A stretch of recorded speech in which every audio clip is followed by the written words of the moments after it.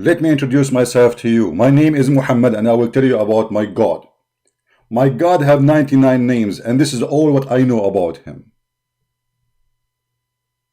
No more questions is allowed. And don't question those names. And don't understand them. And who cares if you understand them or not? I'm coming after you. Praise be to Allah. Takbir. Peace of Christ to all of you. This is what the Muslims, they say to us about their God. They know nothing about their God. Nothing. Zero. I searched all over the internet to show you something useful. Maybe a Muslim can give us something smarter. I got this. Don't be disappointed. This is how the Muslims and what they say about their God. Listen and love. Beautiful names belong only to Allah, so call on Him with them. What is more important than knowing who is Allah? The first pillar of Iman is Al-Imanu Billah. And who is Allah? Our only source of knowledge with regards to Allah is His names and attributes.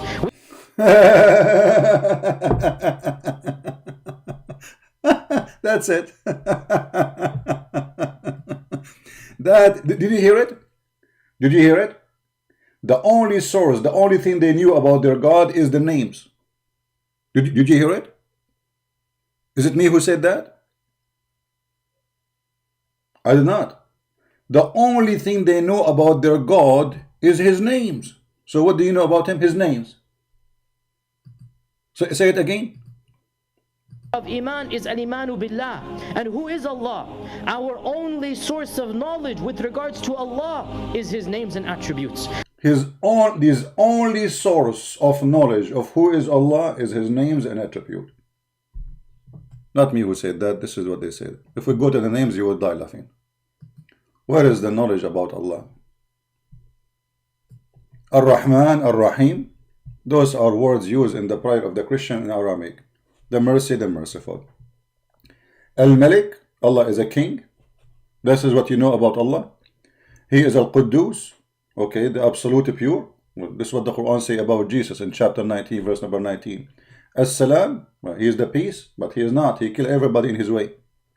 Al-Mu'min, Allah is a believer. Have you ever heard of you see a translation even false. It says the one who give Iman and security. That's false. Because simply here they are putting the like sukoon in the top of the waw. They keep make it it says Al-Mu'min. So how you say, like, as if you are saying Al-Mu'ammin, or the one who is like is giving you security, etc. But now he's Al-Mu'min. He is the one who believe. He believe in what? If you go in the Quran, you will see Allah, he taking shahada. Allah, he witnessed that he is Allah, which is very funny.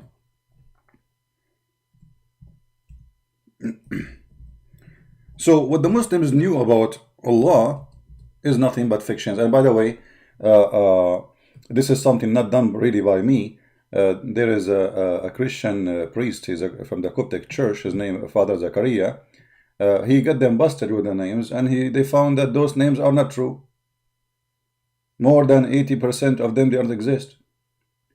If you go to chapter 3, verse number 18, it says that Allah, he witnessed that there is no God but he. This is Al-Mu'min. Allah, he is a believer that he is God. Welcome to Islam. Right? Okay, let us continue with the names, because this is the only thing the Muslim they knew about their God. Remember, it's not me who said that. We played for you the Muslim video. Al-Muhaymin, the guardian, the observer. What is that? What does that mean? Al-Aziz, the Almighty. But you call him Almighty in other word. Why you call him Almighty twice, 3 times, 4 times, 5 times? Al-Jabbar. Al-Jabbar is an ugly word, by the way. Al-Jabbar always used in Arabic for the one who is very powerful, but he is unjust. Unjust. Someone he is bad. You know, he is powerful, but he is bad. So when we say Jabbar, just to show you how the Quran get the Muslim busted. Chapter 5, verse number 22. when Moses, he asked his people to go and attack the Muslim Musa, not our Musa, to attack the Holy Land, they said to him, إِنَّ فِيهَا قَوْمًا جَبَّارِينَ, mighty people who they are aggressive, ugly. And then in chapter 11, verse number 59, it's make it clear that those who they are the bad ones is he's the one is a Jabbar. Now read it. They translate it as a powerful transgressor. This is what Jabbar is. So how Allah you call him? How you call him Jabbar? Because he is the devil. Powerful, aggressive transgressor against God. All right, continue. Al-Mutakabbir. Mutakabbir actually is not supreme, is not majestic. This is false translation. In Arabic, if we, okay, you know what? We will use the same word in the Quran. Just look at them busted in their translation. I will search for the word Mutakabbir in the Quran. Let us see.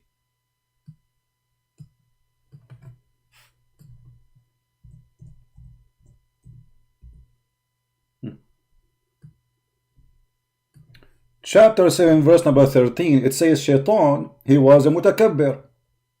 Read it. Allah, he said to Shaitan, go down, you are arrogant. The Muslim, they translate the word mutakabbir as arrogant. Allah is arrogant. But if we go in their page, they translate the same word as supreme majestic. Do you see how they lie? How this is a name was given to Shaitan, and how it is a name given to Allah, and how they translate it as, you see, he is a person who is arrogant, get out of here, get down. Allah is ordering Shaitan to go down, and then this is the same name was given to the God of Islam. We did not even start yet. Mutakabbir, what a shame. How you call your God Mutakabbir? Huh? In chapter 16, verse number 29, it says that the one who is Mutakabbir, he will go to hell. Read it. Mutakabbir is arrogant, evil person. فَادْخُلُوا أَبْوَابَ جَهَنَّمَ خَالِدِينَ فِيهَا. Who? مَثْوَى الْمُتَكَبِّرِينَ. This is the place for Mutakabbirin, the one who is Mutakabbir. So how you call Allah Mutakabbir? This is what they know about Allah. He's a devil. Right? And the funny, the Muslim, they say to Allah, Takbir. Takbir. Okay, take a beer. So if we go over the names, we will find that each name of those are disaster. Now number 11, Al-Khaliq, which means the creator. Okay, prove it. They gave him a name, the creator. Okay, but Allah, he could not create anything. And the proof Muhammad. You see, the Messiah, according to the Quran, he created from the mud the bird. The Muslim, they say that Allah, he gave Isa the leaf. Okay, why Allah did not give the same leaf to Muhammad, to Musa, to all? How come only this leaf is given to Isa? I can claim now, I am the one who gave Isa the leaf. Hey Isa, you cannot do anything, by the way. It's me who gave you the power. Yeah, it's me. I am Al-Khaliq. I mean, this is how silly this religion. They know nothing about their God. They said he is Mutakabbir. They said he is Al-Khaliq. They said he is arrogant. They say he is stupid. I mean, you are giving him even names which is an insult to God.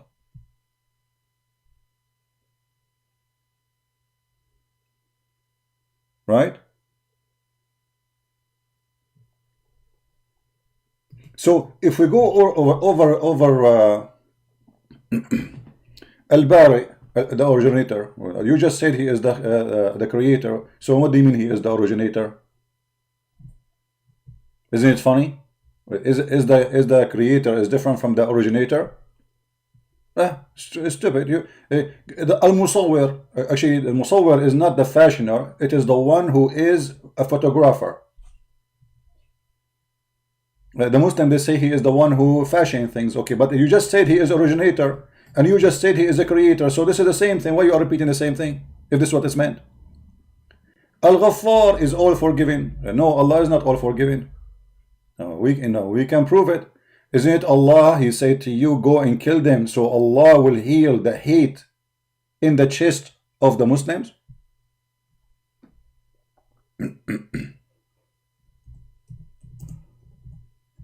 Where is the one who forgive? Huh? قاتلوهم يعذبهم الله بأيديكم. Kill them. Allah killed them, but He punished them by your hands. He tortured them by your hands. The fact here, the word punish is not true. It says in Arabic, يعذبهم, which means He tortured them by your hands. Cover them with shame, and that when you torture them, that will heal the breast of the believer. So where is Allah, the forgiving person? Jesus in the cross, He said, forgive them, Father, they do not know what they are doing. Do you know what they were doing? They were killing Him. Literally. Not only killing Him, they were crucifying Him, which means they are torturing Him slowly. So Christ in the cross, He is the forgiver. He said, forgive them, Father, they don't know what they are doing. Allah, they call Him forgiver, but look at Him. Fight them here to kill them, not fight them by sandals. The word here is قاتلوهم, which means coming from the word قتل وقاتل. قتل means kill. So fight to kill them, for Allah will torture them, not punish them. If we change the translator, you will see translation will change.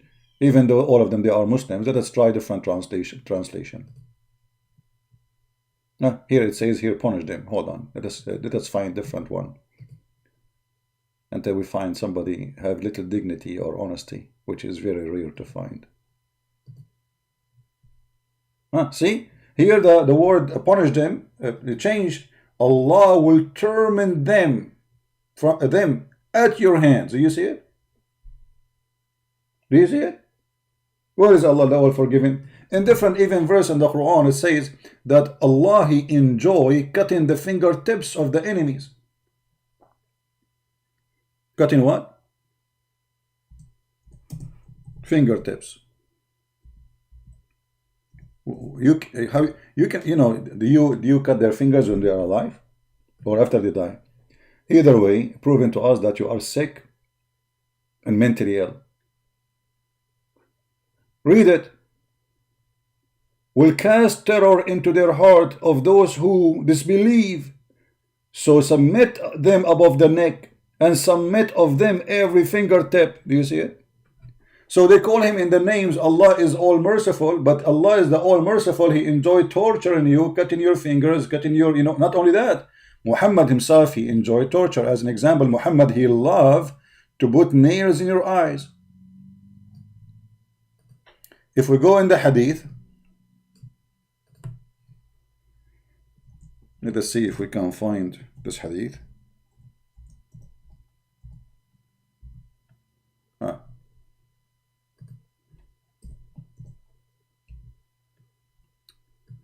Let us see.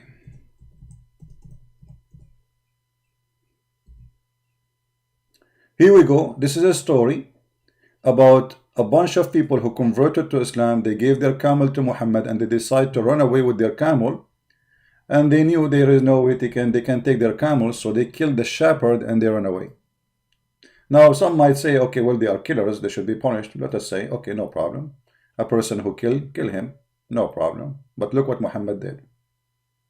So those people, they killed the shepherd and drove away the camel. And this is the same hadith, by the way, when Allah Prophet, He ordered them to drink the milk and the urine of the camel. Yeah, very nice prescription. Try it.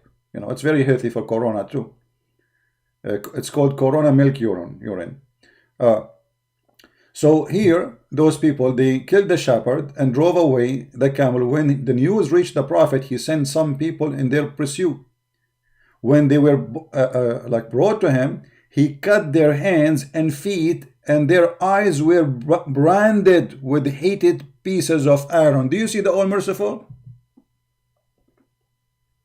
Do you see the All Merciful?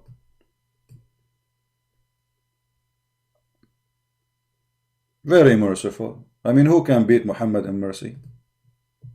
You see, actually, this is according to the Quran, this is against the Quran, because the Quran says you only cut their hand and their feet from opposite direction. More merciful.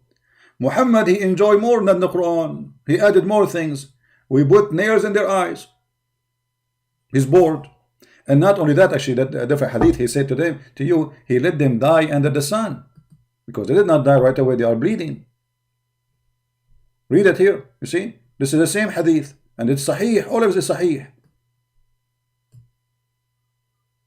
After he branded their eyes, after he put the nails inside, and the nails, he put it in the fire first. Not only he put the nails in the eyes, no, it have to be or go in the fire first.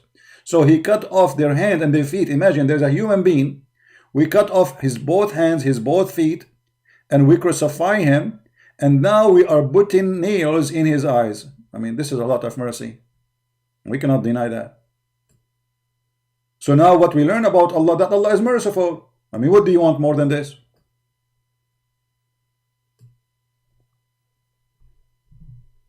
So what Muslims knows about Allah? Nothing. You know, anyone can do that. I can do that too.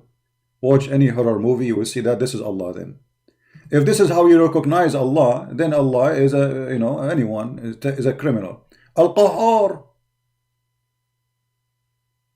Al-Qahhar, the one who forces you to do things. Why Allah want to do that? This is against justice. The giver, okay, Allah is the giver. I want to see how that happened. So now my computer and my microphone and my brain is a gift from Allah to spank him. I mean, do you see how the giver is working? Well, they might say, okay, well, you know, in Christianity, God is the one who gave us everything. But no, in Christianity, God, he gave us everything, and he said that he allowed the sun to rise over the bad and the good, because there is judgment day to come. In Islam, it says that everything is a destiny. So if I say something, it is Allah who made me say it. This is why it says here that he is the subduer. He is the one who subdued you to do as you wish. If you go in the hadith, you see we're trying to connect the dot for you so you can understand and learn how we do things according to Islam. How we act. Like, you know, to say in the morning I woke up, I drank my coffee. Halal coffee, have camel urine in it. And I went out in my yard. I walked in the street for like 20 minutes. And then I came back and I did the live podcast. Who is the one who made me do that? Allah. How we can prove that? Read carefully with me.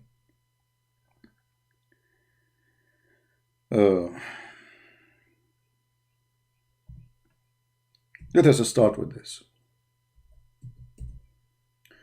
Which more can identify God for us more than this, if Allah is God? Muhammad, he claimed that when you do any kind of illegal sexual activities, it is predetermined by Allah that you will do it, and it's a must to do. Abu Huraira mean like you know, Hira mean a cat. Huraira is like sporting your cat, like you say you are the father of Muhammad, you call him Mimi, you know, yeah, like Mimi Hijab. So Abu Huraira, the father of the cats, reported that Allah apostle saying, verily Allah has fixed very portion of adultery which a man will indulge in, and which he of necessity must commit. Now, what? Necessity, do you see it? So when you do adultery, anything you do in your life in Islam, it is a necessity to commit. Especially when it's come to sin. Like, is me talking against Allah now is a sin? According to Muslim, yes, for sure. This is the biggest sin. Way bigger than adultery. Allah is the one who made me do it in necessity to commit. Do you see the stupidity? That make him shaitan.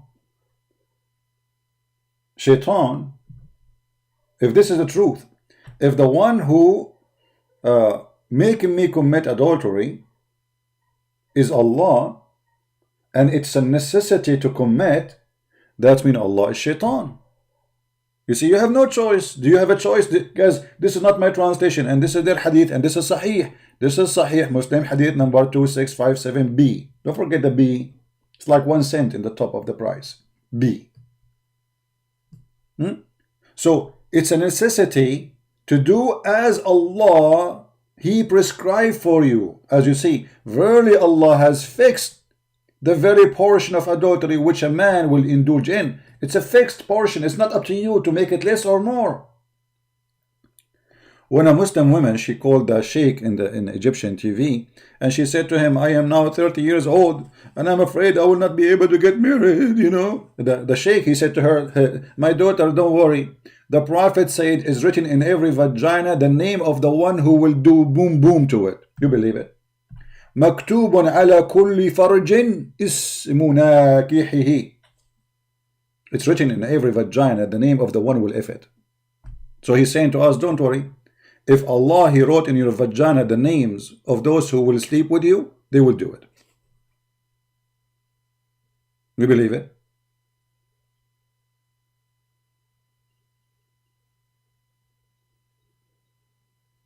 So now if we go to a woman, she is a prostitute, she will find the yellow pages there. I mean, how many names written there? Ahmad, Muhammad, Abdullah, Muhammad, Hassan, I don't know, Obama, Zama, Trump, you know, George Bush, you know, Mimi and Fufu, and written in the vagina the names of the one who will do boom boom to it. But don't worry, sister, don't worry, daughter. It's written there, it's written there. And I imagine the girl, she opened her, like she took off her panty and she started looking at the names to see if she can find the husband. Is his name written there? It's not like it's written by a secret ink. You know, things can happen. It can happen. It's possible. It's possible. Check it out. Check it out if you are a female. Excuse me. Oh boy. Let me get the hadith so the Muslim will not say, oh man, he's making things up. Where did he get this from? You know them. We show it on the screen and still they say he's a liar. It doesn't say that.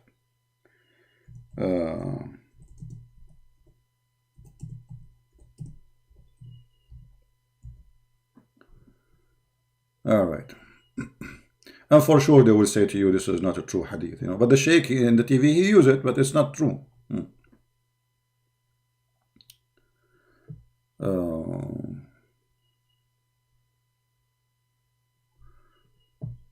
Okay.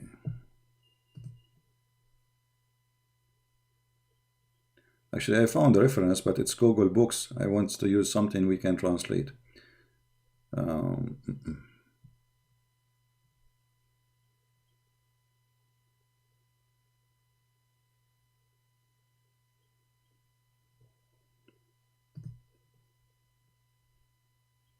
Well, actually, I found the video. Hold on. I think I found the video.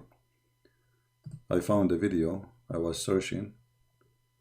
Yeah, here we go.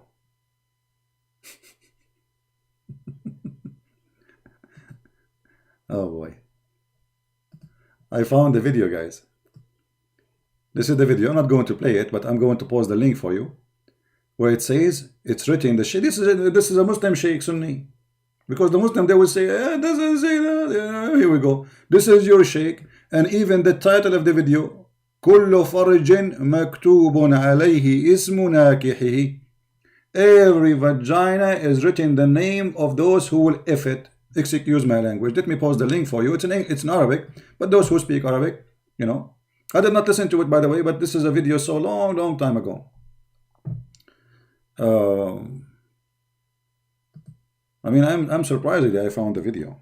Here we go.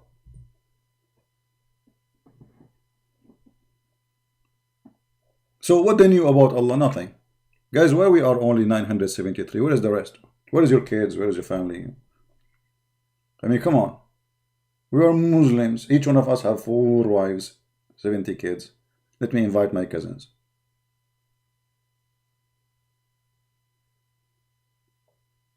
Where is everybody? So what the Muslims know about Allah? We heard them saying they know nothing except those names, but those names are stupid and they are bad. And they are disgusting. Look, they just said he is okay, a second ago you said he is the giver. Huh? Don't you Muslim, you say he is the giver? Just to show you the stupidity, what those names are about. the originator, the fashioner, forgivers. We prove that those all is okay. Now he is saying he is Al-Wahhab, the one who give gifts. Okay. But you told us that already. Al-Raziq, he is the provider, but isn't it the same as the giver? Al-Fattah, Allah is Al-Fattah. What does that mean? He's an opener, champagne opener. And look, they put two meaning here: the opener and the judge. How he can be? How Al-Fattah is the judge? Al-Alim, Allah is Alim, all-knowing. Okay, hold on. This is alone is a joke. Allah is all-knowing. Are you sure?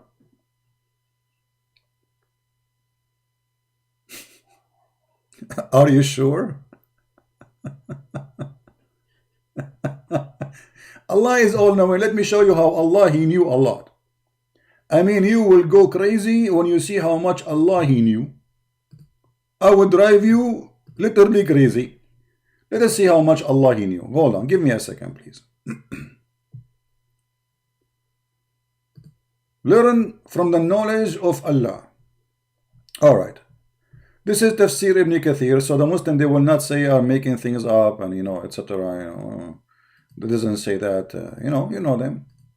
We show it in the screen and they say it doesn't say that. All right. So chapter 86, we will go read it from interpretation from verse number 1 all the way to 7 and 8 and 9. But the one we will read is number 6 and 7. فَلْيَنْظُرِ الْإِنسَانِ مِمَّا خُلِقَ. Okay, a human, look from what you are created. Okay, good. Allah tell us from what. So Allah is all-knowing, remember. Okay, He is created from the following. And it is He, the originator of the creation. You see, the Muslim, they call Allah the originator. So the originator now is going to tell us how He originates us. Obviously, He knew how He did it because He did it in His laboratory in Kuala Lumpur. Okay. He is created from water gushing forth. What is that water? Remember, Adam, he was created from mud and water. So this is not about Adam. This is about the children of Adam, which means sexual fluid, which is orgasm. Do you see it? All right. That comes bursting forth. Obviously, this is orgasm now. It's confirmed, right? It's not only a sexual fluid. It's a sexual fluid bursting forth. Unless your orgasm is not, you don't have a good pump, so it's not going to be bursting forth. You need to check it out. Maybe there's a fuse is missing or something. From the man and the women. Oh, so this is a fluid, sexual fluid coming from the man and the women, bursting out, will cause the child to be happy because of both of them. A Muslim might say to you, this is the egg, my friend. It says bursting out, bursting forth. From where? From their private part. The egg is a sexual fluid bursting out. يخرج من بين الصلب والترائب, proceeding from between the backbone and the ribs. I mean, what is left? A smart Muslim, he tried to say to you, oh, this is about the human being, that this is where the sexual fluid come from between the ribs and down all the way to the backbone. My friend, what is left? His feet? This is the human body. I mean, what is left is our feet and our head. Actually, I remember once a Muslim, a smart Muslim, who wanted to, Christian Prince, he was always I lose. So he said to me, let me read for you the most scientific teacher, scientist, his name is Al-Razi. I said, you want to go to Al-Razi, are you sure? He said, yeah, sure, And they make a video for me, actually, the cowards, and they post it in YouTube. And then I took the video, their video, and I made a video about it, and I showed him Al-Razi claim that the sperm of the man is coming from his brain.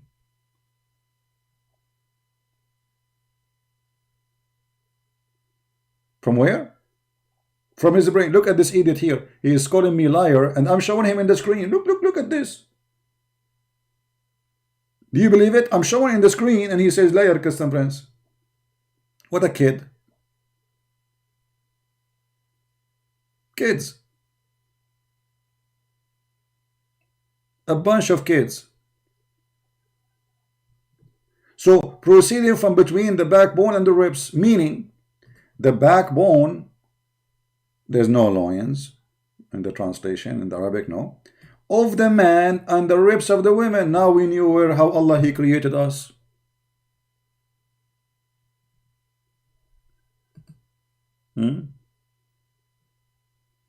One God, I will call you. Do you agree with Ibn Kathir or you don't? I will call you. Do you agree with Ibn Kathir or not? I want your answer. Who is a Muslim here disagree with Ibn Kathir?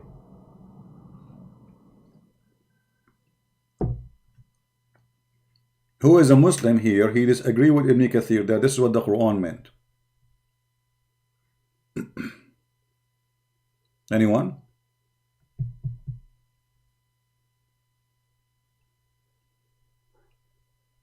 Mr. One God, how are you? Are you there? I want an answer from you. I want to see if you are serious or not, or you're just a kid. Do you agree with Ibn Kathir or not?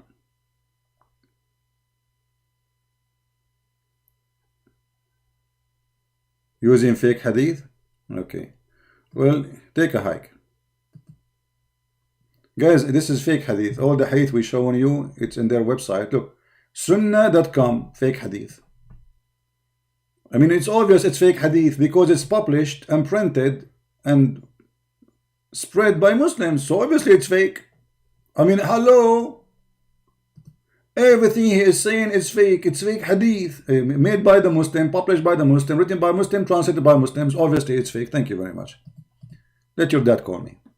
Don't come alone. Okay? No kids. So, يخرج من بين الصلب والترائب, and it's coming from the ribs of the man, from the backbone of the man.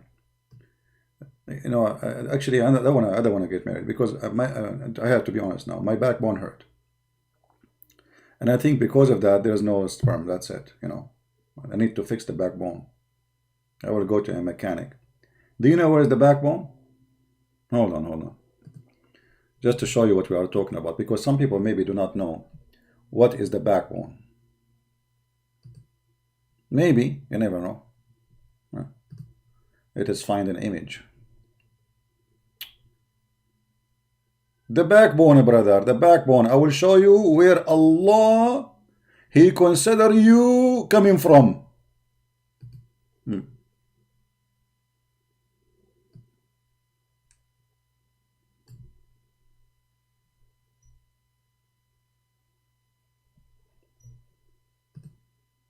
And they call him Allah is the all-knowing.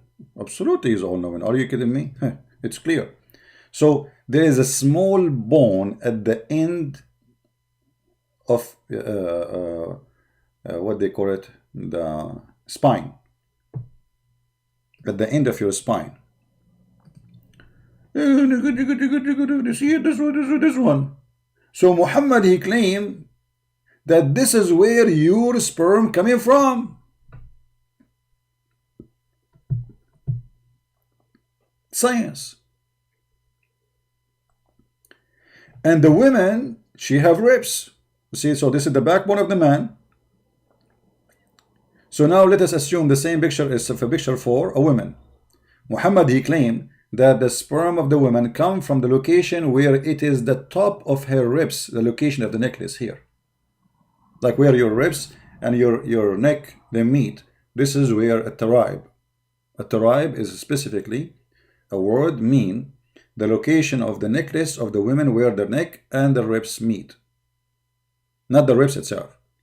So Muhammad, he claimed that the sperm coming from two directions, from the man coming from the backbone as you see in the screen, and for the women it's coming from the location of a tara'ib, which is the location of the necklace.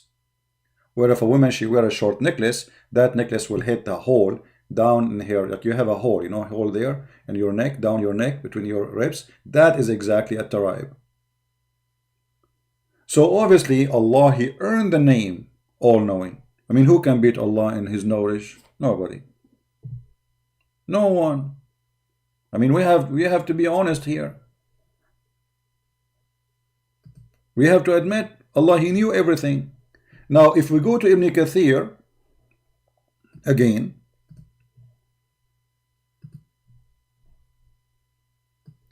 Ibn Kathir, he quote his prophet to explain this science, because this is a very deep science. Biology, my friend. Muhammad is very, very specialist in biology. You know, Muhammad, he knew about biology, he knew about calology, he knew about everything. He's Dr. Muhammad, philosopher Muhammad, you know everything.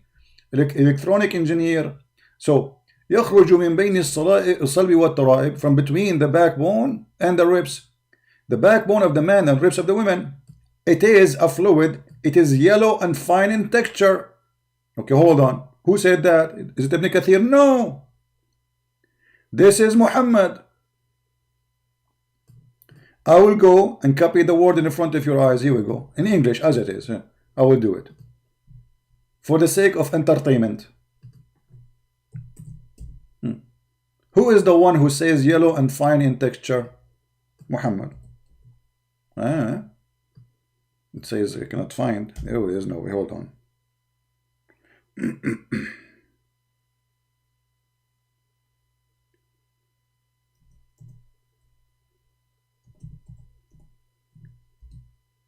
Here we go. Dr. Muhammad, he explained the mystery of biology. Dr. Biology Muhammad. Muhammad, he graduated from the University of Suku. The Messenger of Allah. And it's Sahih. It is Sahih. Oh boy, it's a fake hadith. It's Sahih. It's fake hadith. It's Sahih. It's fake hadith. Christian Prince, I told you it's fake hadith. It's Sahih. It's fake hadith. But it says there Sahih. Okay, we Arab, especially Arab, when we say it's Sahih, it's yes, it says it's correct, but we mean the opposite. To confuse our enemy. So you say you call it correct, but the fact it's not. The same as you do with Allah. You call him God, in fact he's not. I got it. Okay, I understand. The Messenger of Allah said the man water is a thick and white. Is thick and white. Muhammad is expert. He had a sperm before. Don't say he never had a sperm. He did have at least once. And the women water is a thin and yellow. Whichever of them comes first, the child will resemble the parents. This is a pure science. We have to admit. How Muhammad he knew this?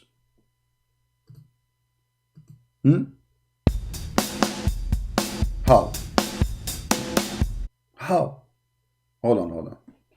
I mean, we need something more, you know.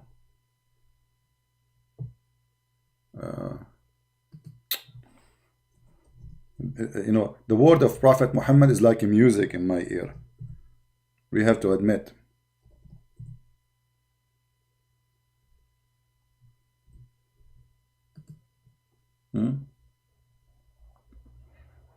Maybe this one will be good. I don't know.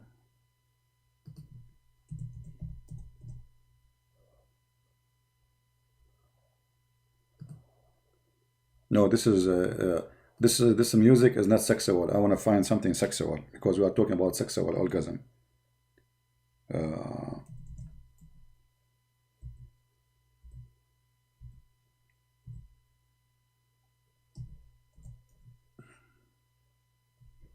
To see this one, so you know.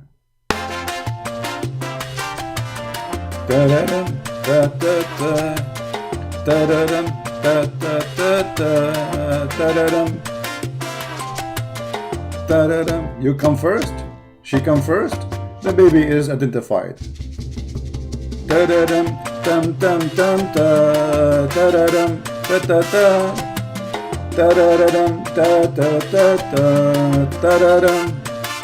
Unbelievable.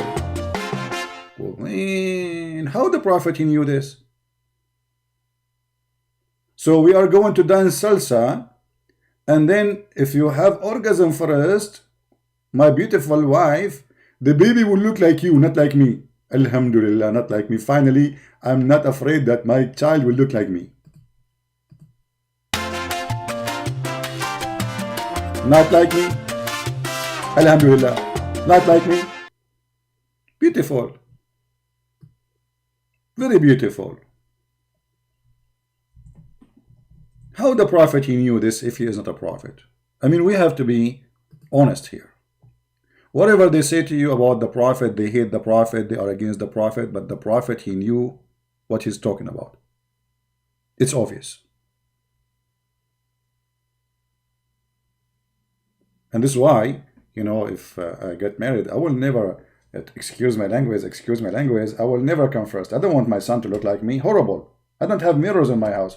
Actually, first time I went to the bathroom, I get scared. Like, who's this guy? So I run out of the house, and then I remember it was a mirror. It's, you know, it's okay, it's okay. You know, but then I cover it by, you know, a newspaper. So if you come first, you are the one who will decide how the baby look like and his gender. By the way, this is about gender too, not only about look. That's amazing. So what if the women, she never come? Most of women, Muslim women, actually never come. And I can prove it, especially the wives of the Prophet. Because Muslim, they do circumcision for women. Let me prove it to you. Hold on.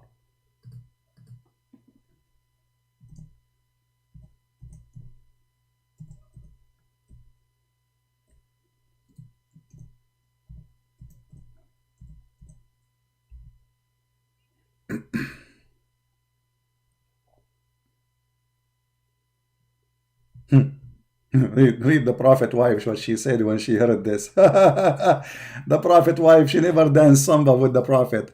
She don't even know what does that mean. Beautiful wife of a Prophet. She never know what we are talking about. Very horrible. So what happened? What happened? The Prophet said, Salim said, "Oh Allah Messenger, verily Allah is not shy." Sure, Allah is not shy. Are you kidding me? Vagina, big boobs, long penis. Shy? It's obvious. It's a pimp. Okay, for telling you the truth, is it essential for a woman to take a bath after she had a wet dream? Look at this woman. Imagine I'm sitting home and a woman, she come to my door. Hey ZB, I want to ask you, yesterday I saw a wet dream. Can I wash it or not? Unbelievable. This is so beautiful. The Prophet is the one who tell you if you need to watch your private part or not. And you are telling every man in the town that you have a wet dream. Who you saw in the dream? Tell us about the dream. No, please tell us the dream. Because we want to know how wet it is. We would love to see how wet. Is it like little wet, too much wet, heavy wet, flooding wet? Like, what do you mean by wet? Raining wet, shower wet? What is it? What do you mean by wet dream? This is a woman speaking to a prophet of God, and Allah is not shy. Are you kidding me? Allah is not shy. Mr. Bean.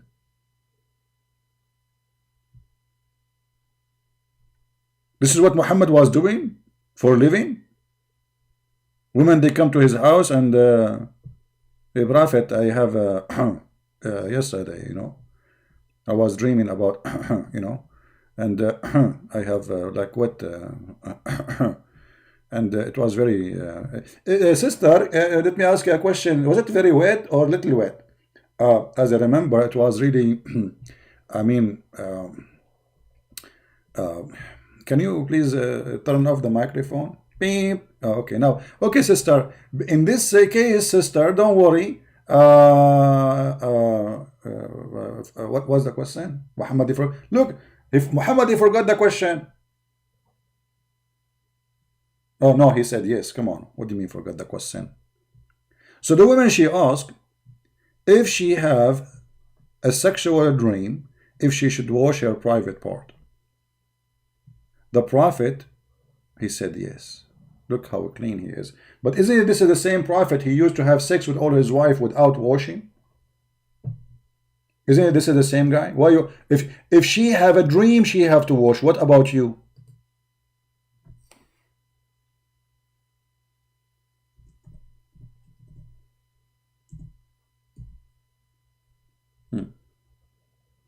Let us see.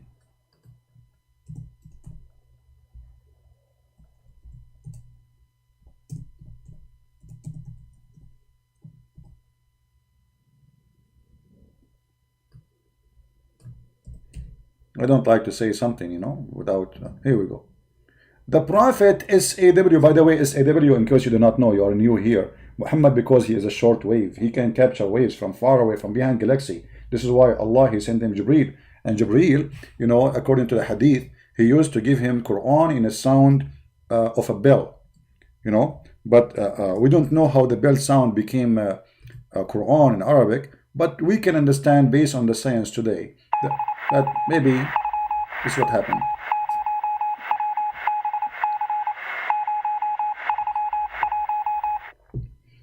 So a woman, thank you Jibreel for the delivery. So a woman, she have a wet dream, she have to wash, and Muhammad, he was doing boom boom, a woman after woman, and then at the end he made a bath. I mean, do you see how clean this guy is?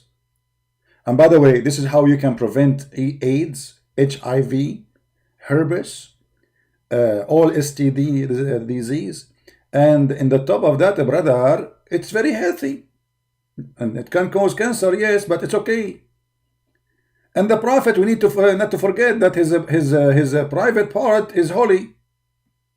I mean, come on, right?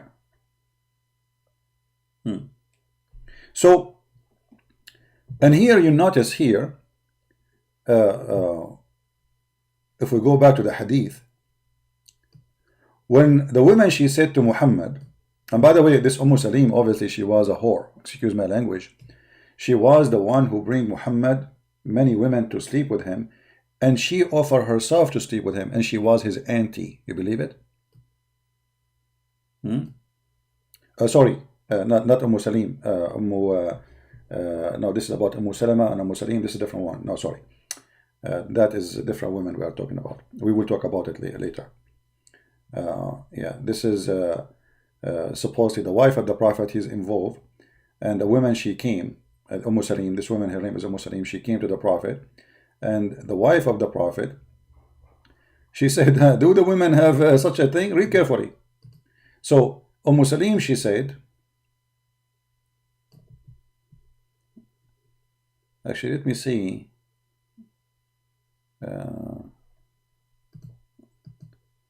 I'm trying to identify who is this Salim, to be sure who is she.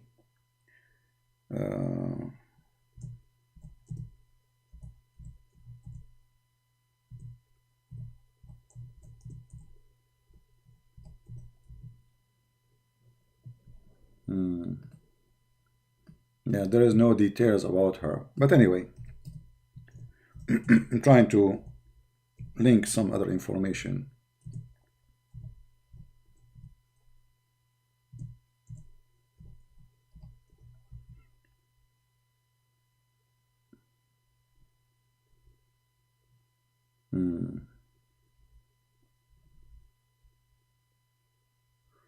All right, anyway, so here it says that Salim said that Allah Messenger, you know, shy to the truth, is it essential for a woman to take a bath after she had a wet dream, you know, she have a sexual discharge? He said yes. If she notice discharge, she what? If she notice. So this charge we are talking about is something visible. It's outside of the body. It's not something inside the body, which means it is in her private part. On that, Salama, she laughed. She said, what? Does the woman get such a thing?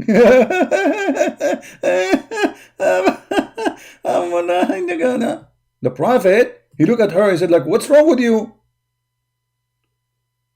Sure, the woman, she, you know, get that. Question.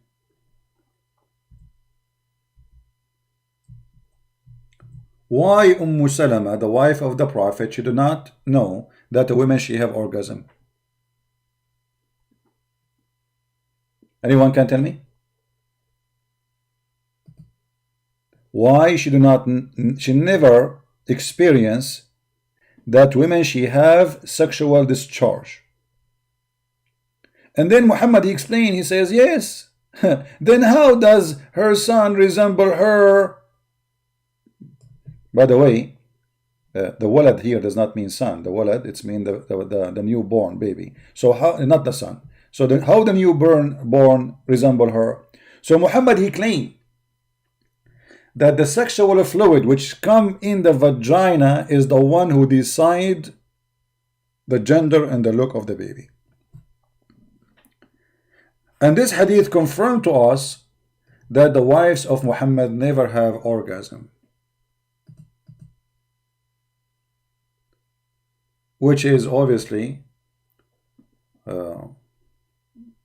I don't think at that time Muhammad was doing circumcision for his wives. Those are just like Islam started, you know. Obviously Muhammad, he was not able to do something right in the bedroom. Never. If this guy was able to have sex, maybe have orgasm after 2 seconds from the time he start like a rabbit, like before the woman she take off her panty, the guy is over. Otherwise, you tell me why the wife of the Prophet, she didn't even know, like, what is that? What? Sexual orgasm? What is that? Do the women have that too?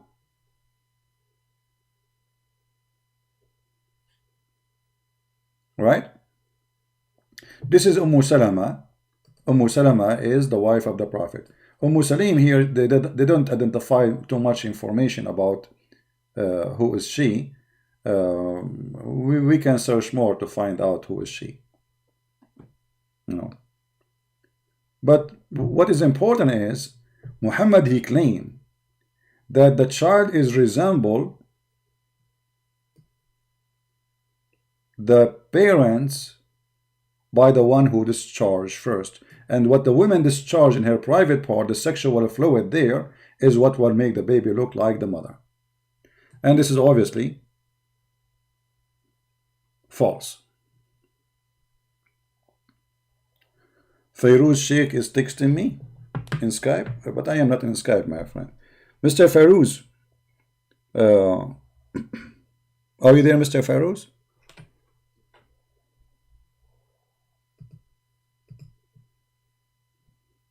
Maybe it is the same Abdul. Mr. Fairuz, do you agree with this hadith or you don't? Where is this guy, Fairuz? Fairuz, do you agree with the hadith or not? I'm waiting for your answer, my friend. Who is a Muslim here disagree with his prophet?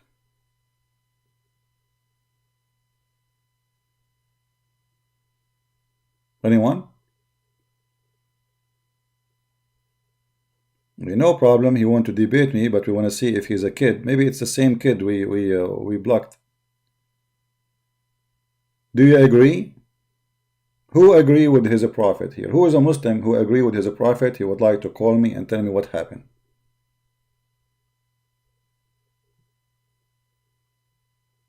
Anyone? And as you see, this is Sahih Bukhari. It's Sahih. This is not a questionable hadith. Are you there, Fairuz? What happened to Fairuz? He's dead now?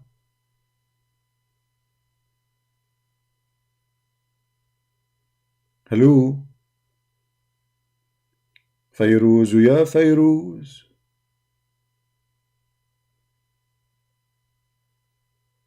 Okay, Fairuz is not there.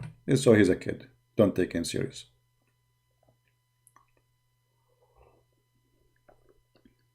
Now, if the Muslim, they say the Prophet here was wrong, but this does not mean Allah is wrong, well, that's mean Muhammad is a fraud. Because how he claims something he do not know unless he is a liar. Right? Muslim proper, I agree with hadith when women experience, but this is not the question, Mr. Muslim proper. The hadith says that the resemblance of the baby is because of the one who discharged first. This is not the question. We knew that women, they have orgasm. I mean, what does this have to do with our question? Huh? I did not ask you this question. I ask you, do you agree with your prophet that the orgasm the women she have, which is she see in her private part, is the one who will decide the look and the gender of the baby? Do you agree with that? This is the question. And your prophet, he made it clear that this is something she see in her private part, and even he described it as thin and yellow.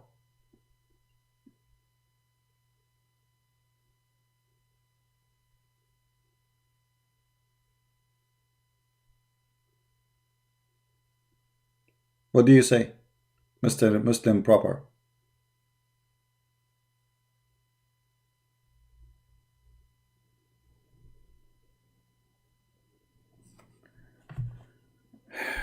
Sheikh Farouz, I will take your call, but we want to be sure first you're not a kid. Do you agree with your prophet or not? Do you agree with your prophet or not? If you don't agree, it's mean you are a kid. So do you agree with your prophet? Say yes or say no.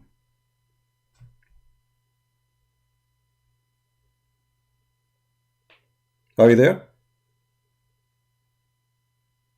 I am not in Skype yet to pick up your call. Why you don't answer me? Do you agree with your prophet or not?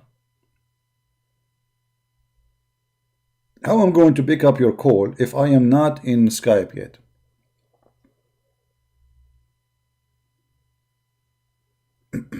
He agrees? Oh, okay. Well, we will see in a second if he agree when I take his call. You will see he's not. He's faking it. They fake things. They are like their prophet. Be my witness. All right, I'm going now in Skype. Give me a second.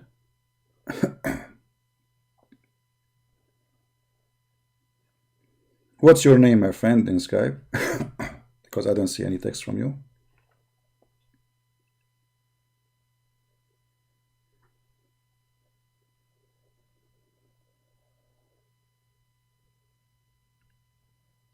Hello? Mr. Farouz, where is your name? What's your name in Skype? I don't see any text from you.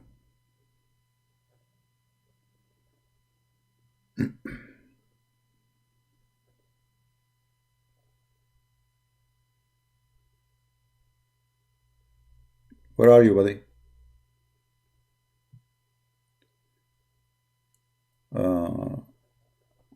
Look what Muslim proper. Muslim proper, I think this is the same as Abbas, right? The one who used to call us. He's always driving. Look what he said. If even Prophet, even Muhammad is wrong, you see, that's a good sign. You are not calling him Prophet no more. Is wrong reading regarding science. That does not make him false prophet, because according to Sahih Hadith, Muhammad admit that he can be wrong sometime in worldly matter. But you see, your prophet already, he said that in the Quran. And your prophet, he confirmed that وَمَا هُوَ إِلَّا وَحْيٌ يُوحَى. He can be wrong only about things have to do with the, let us say, not important matter. Muhammad claiming knowledge here from where? You see, when you are saying he is wrong, that's not a true statement. Because Muhammad here is saying something, if he is not sure from, why he is saying it? Why they are coming to him to ask him the question? Because he's a prophet. What does that mean?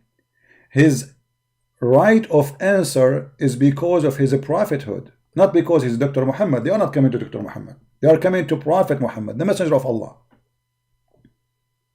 And when Muhammad in the Quran, he said that the sperm of a woman coming from the backbone, and he explained how that backbone work and how the ribs work, saying that the women fluid is yellow and fine in texture, so that cannot be a mistake.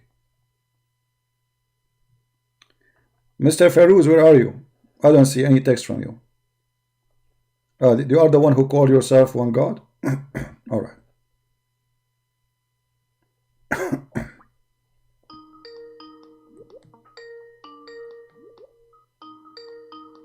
It might be a kid. Mostly it's a kid.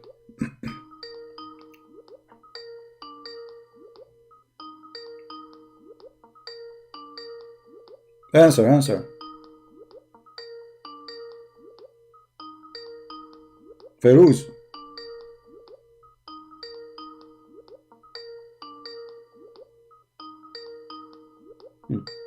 Farouz is not answering.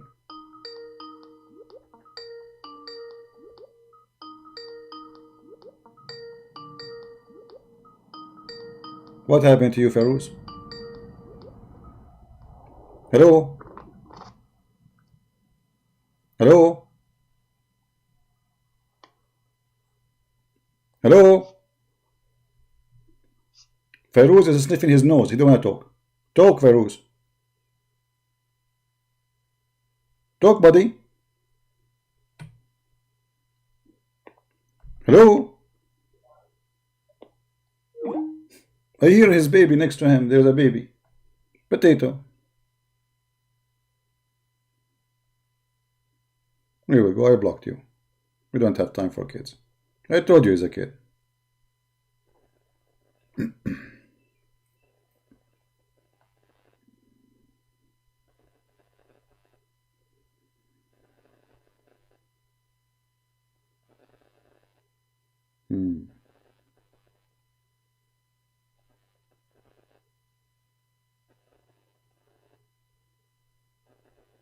All right.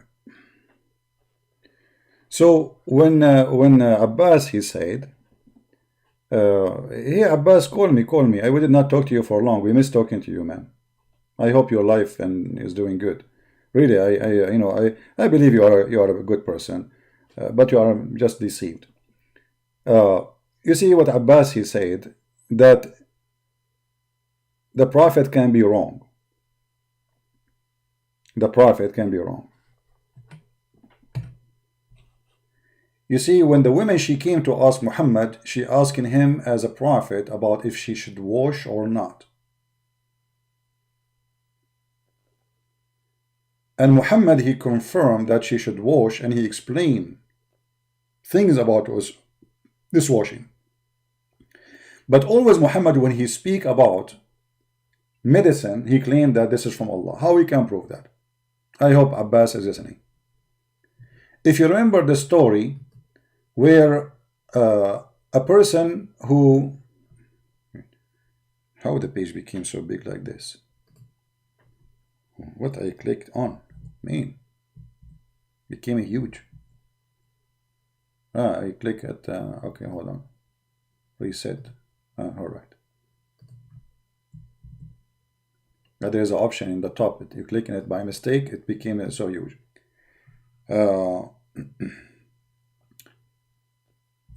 If you remember,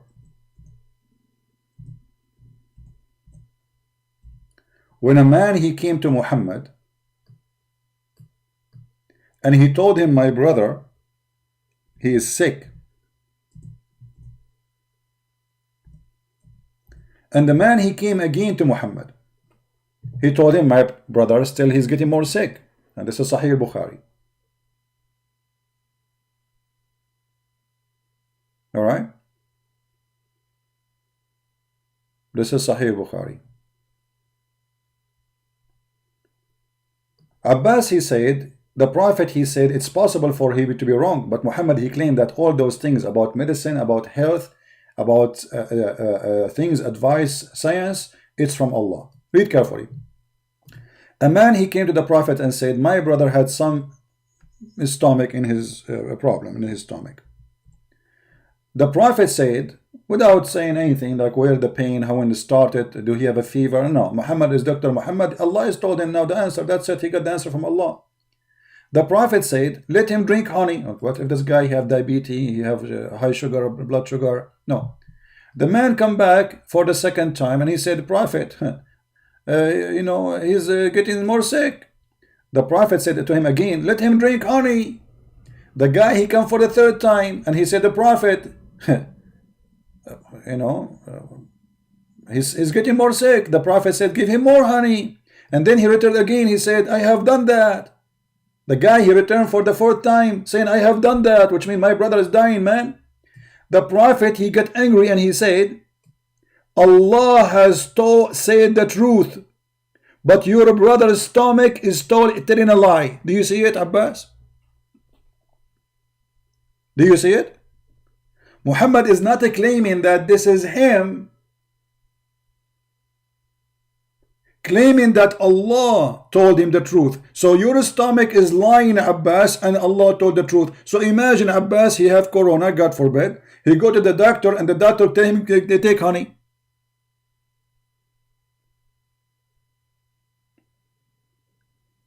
Abbas, he go to the doctor again. He says, it's hurting me more, I'm getting more sick. He says, take honey. Get out of here. Abbas, he come after 3 days. He's more sick now. Take honey. He came 4th time. Abbas is dying. And then the Prophet of Allah, he screamed at him. Almost he will kill him. And he said to him, Allah told the truth and your brother's stomach is lying. And then look, the guy, he recovered. Because they never saw him back. He will never come back. He's not stupid. So he made him drink honey and he was cured. How they knew he was cured? He never come back. So when our friend Abbas here, he's trying to defend his prophet, saying, well, the prophet can be wrong, but as you see, your prophet claiming that any advice about medicine, and here we are talking about creation.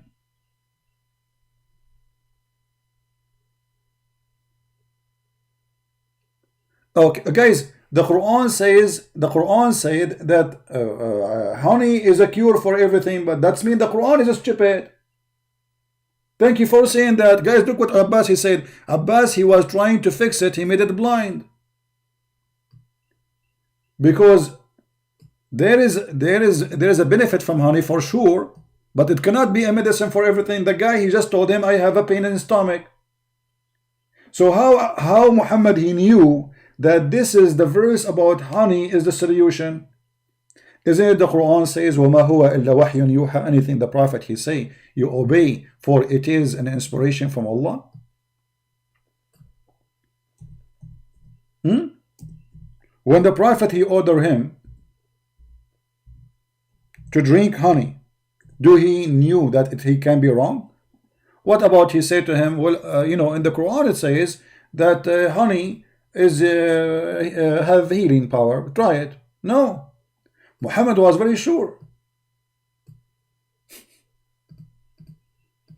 And actually, if somebody have diabetes, you will kill him. Honey cannot be a good solution for many things actually. It can be solution for some stuff. It can be the opposite. The honey even mentioned in the Old Testament, so what? A human being, you know, we cannot even give a credit, says, okay, the Old Testament said use honey, because there is many nations who never heard of the New Testament or even the Quran. They use honey as medicine, but you cannot use it for everything. So the guy, he came to Muhammad, he said to him, my stomach hurting me, give him honey. That does not make sense.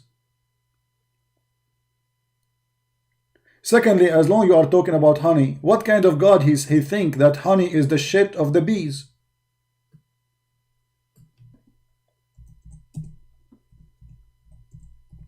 Not their food.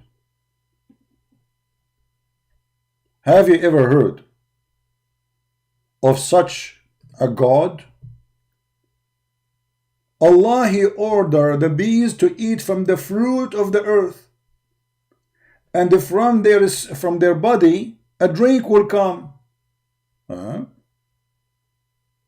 So they are eating what? They are eating the fruit. They are shitting what? Drink. It's called honey. Do you see it? This is God.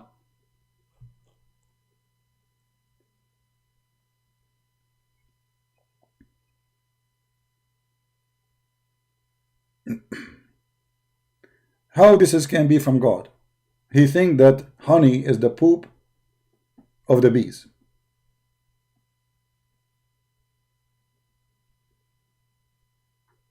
So what the bees eat? They eat the fruit.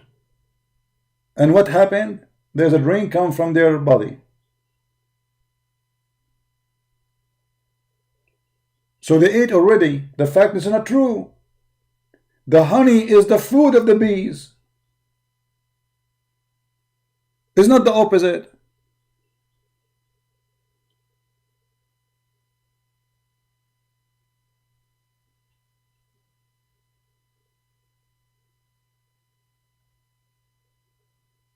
What do you say?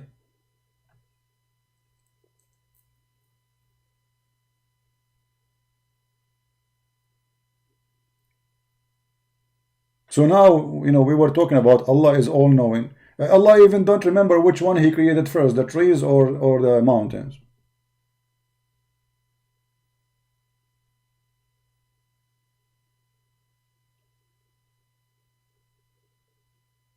Huh?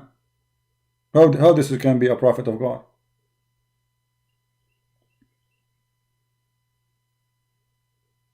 And as long as we are talking about that chapter, I want Abbas to help me here.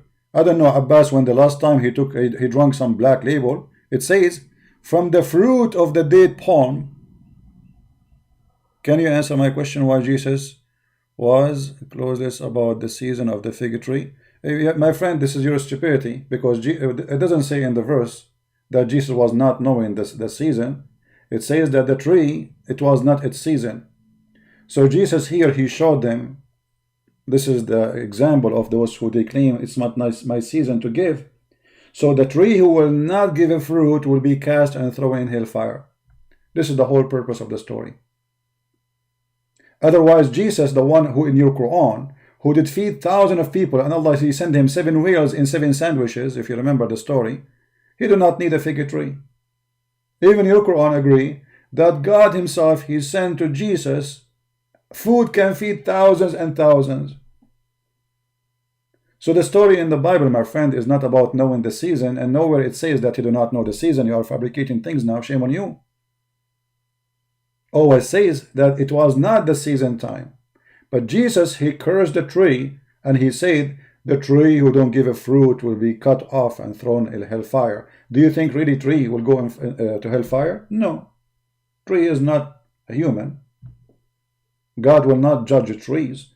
So this is an example of those who they are watching around Him. What will happen to you? And if you question my authority, this is a fig tree which is impossible to kill. You cut it all the way down, it come back. It's a fig tree. Fig tree is one of the most aggressive trees to kill.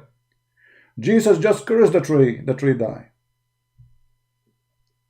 So Jesus was teaching us, if you don't want to receive the penalty, don't use excuse, says it's not my time.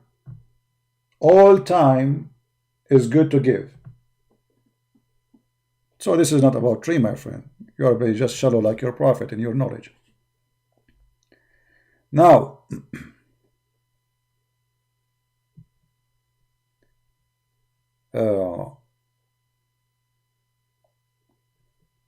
if you go in chapter 16, verse number 67, Allah praising black label whiskey and wine. And He's saying what? He says, وَمِن ثَمَرَاتِ النَّخِيلِ, from the fruits of the palm, the date, and the grape, you make wholesome drink, alcoholic drink. So you can get drunk with it. You see the translation here is false. It says in Arabic, تَتَّخِذُونَ مِنْهُ سَكَرًا وَرِزْقًا حَسَنًا. You take from it a drink to drunk and give you good of it. And Allah, He claimed that this is a sign from Him. Change the translator, you will see how the meaning change in a miraculous way. For the lie in the translation, read. And from the fruit of the date palms and grapes, you drive strong drink, between two brackets. This is before the order or forbidden of alcoholic drink. Oh, what does that mean? This is additional proof that Muhammad was a fraud. Because how later the drink became from the fruit of shaitan, and here the drink, alcohol, is from Allah. It says it clearly, it's a sign from Allah. So you make alcohol drink, and you drink from it, and even you make money from it as a sign from Allah. Verily, there indeed a sign for people who have wisdom. Do you see it? Sign. Black label is a sign from Allah. And this is showing us that Muhammad is a fraud. Because either drinking is good or it's not good. Here it's good. Allah praising drinking, saying this is a sign from Allah, it's a miracle. Do you see it?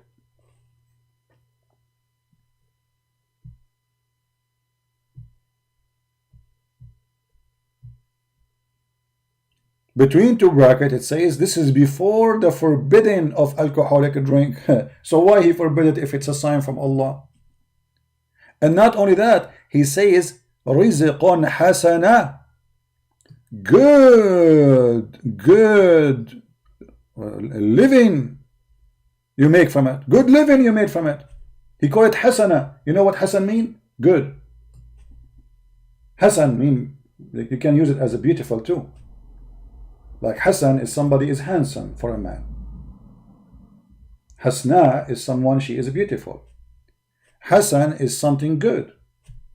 So Allah described Black Label as something Hasan, and he called it a good wealth, not a bad wealth. Rizqan hasana.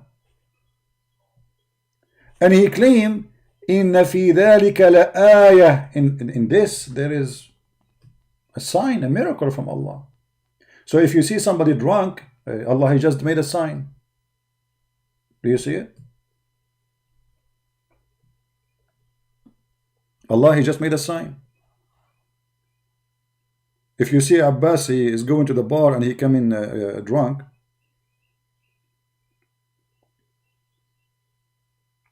don't call me, don't text me now unless you are a Muslim. If you are a Christian, please don't do that. All right?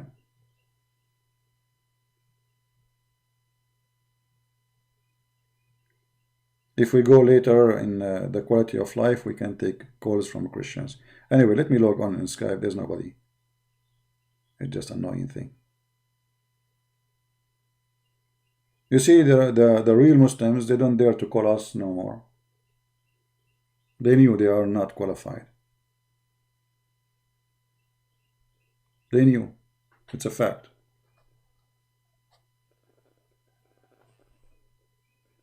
And here, and by the way, in this chapter, Allah is supposedly is quoting for you the gift He gave you. One of them is what? Alcohol. It's a gift from Allah. But isn't it Him? Allah is the same person who says that alcohol is from shaitan.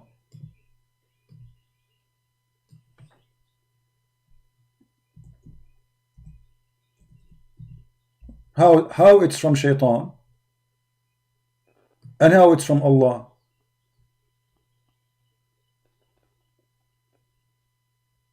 Chapter 5 verse number 91, chapter 5 verse number 90, chapter 2 verse number 280, chapter 2 verse 219.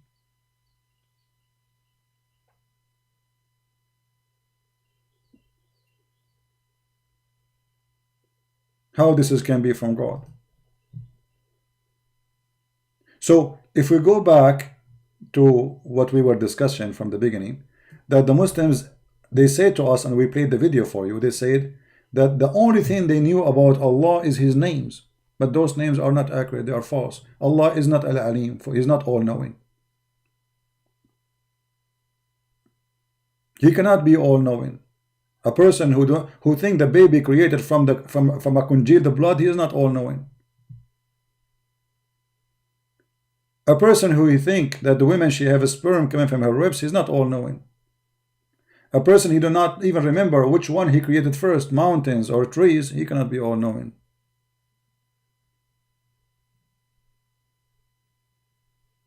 Look at those names. Meaningless. The honorer, the dishonorer, as-Samia. Okay, Allah is all hearing. Let us laugh at this one. Allah is all hearing. Let us see how much Allah is all hearing. We can go, by the way, to the one who gave this honor. When the Arab, they did beat Muhammad, and his blood was coming all over from his mouth and his body, and he decided to stay for more than 2 weeks or a few weeks out of Mecca after he came back from At-Taif, so nobody will know about him. And then those people, in order to dishonor him, they send the news to tell the Arab what they did to him. So Muhammad, he tried to hide what happened to him. So why Allah dishonor him?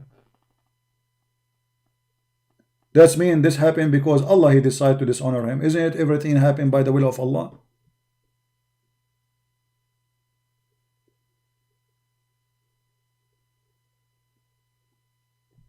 And if we go here, Allah is all hearing, but isn't it the hadith says that Allah, He come down every night to ask who is the one is praying for me?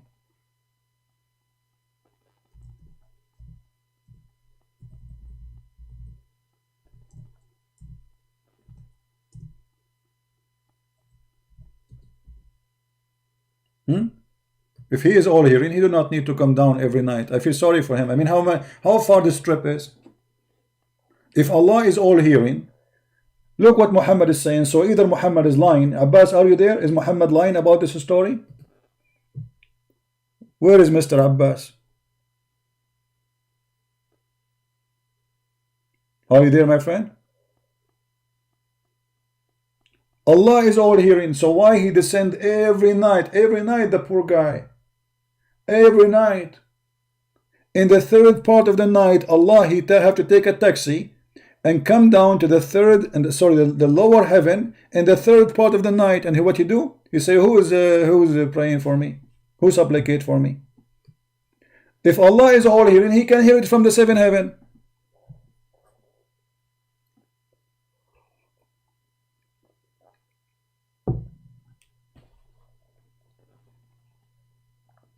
Right? Isn't He, Allah, all hearing?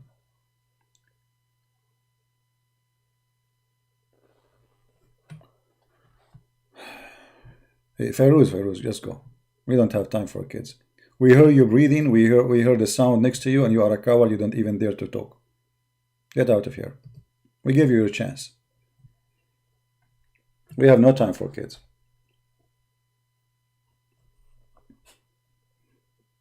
If you respect yourself, you even will say hello, you know, but you're not even there. You breathe heavily, you are very nervous. You are just trying to disturb us from spanking your prophet. It's too late. I have my fingers all over his bum. Don't you see them? Go take a look. So Allah is all hearing. He is coming down. Why? Can Abbas answer us?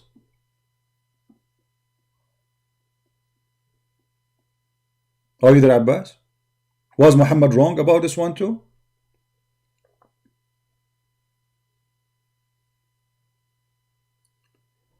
In the same time, Allah, He come down every night. Which every third part of the night. Which third part of the night? Is the earth flat and we have only 1/3 part of the night? This can be true if we believe that the earth is flat.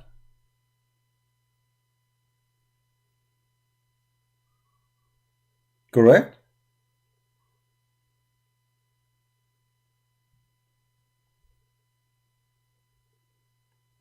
Okay, hold on. Abbas saying this, guys. Just to show you how smart they are. It says this is a figurative speech. It is not literal. This is to encourage Muslims to worship in the middle of the night. Okay, well, hold on. I will go with you and say maybe this is true if your prophet did not say he come down, because you see he can say Allah, He ask every night at the third part of the night. Why is saying He come down? What come down have to do with this? Allah, He can say to them, okay, Allah, at the third part of the night He will be listening to you. Does it say that? No. You're a prophet, He is saying it clearly. Allah come down in the third part of the night. I thought Allah is always listening. And by the way, why in the third part of the night? Which night? Don't you see there's a mistake here? So if you are saying to me your prophet is just saying things, making things up, that's making him a liar. Otherwise, you have to tell me the proof that Muhammad, how he knew that Allah in the third part of the night is saying those words and He is listening. Where do you get this from?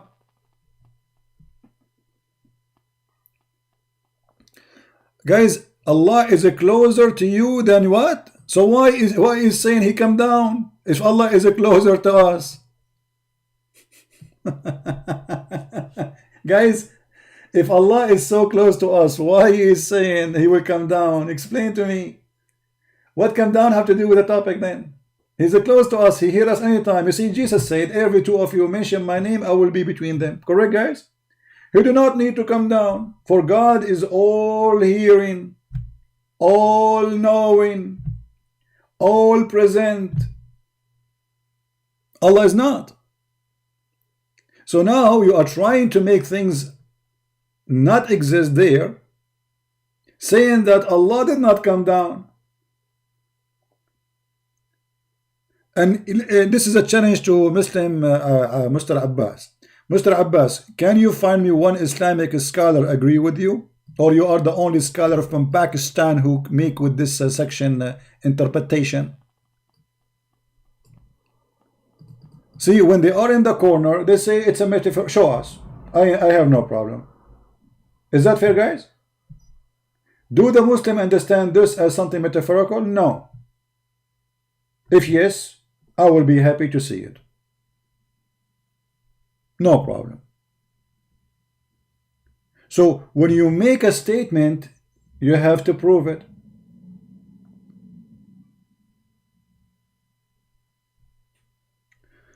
The third part of the night is tajahud. Okay, guys, the third part of the night, he gave it a name now for the prayer name. Who care about the name of the prayer? First of all, there's no third part of the night. Secondly, why does Allah, He want you to be up in the third part of the night when you should be sleeping? Didn't He have enough of you praying 5 times a day? What's wrong with Him? And if the 5-time prayer a day will not do the job, so why you pray them? Because obviously the third part of the night is the important one.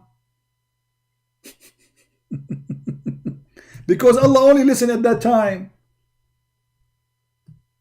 Stupidity. Can Allah hear me all the time or not? If yes, then there is no need for this third part of the night. Already I prayed for Him 5 times a day. I asked Him for forgiveness already. I bent my ass for Him. And now I have to wake up in the third part of the night for what? Your God Allah is acting like a mosquito. Third part of the night, I'm coming to you. So now, after praying 5 times a day, I have to go to rest because I have a life. I have 4 wives to do boom boom with them. I have to go to work and attack the Christian and the Jews, steal their money. And now this Allah will come to me in the third part of the night. So look how they fabricate meaning it's not exist. Where are you guys from? If we ask Abbas, just to show you the intelligence, Abbas, when Allah He spoke to Moses, did He come down or He was not coming down in the Quran?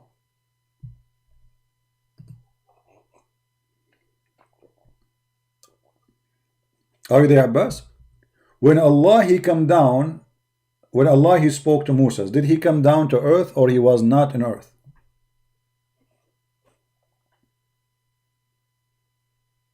Any Muslim have an answer?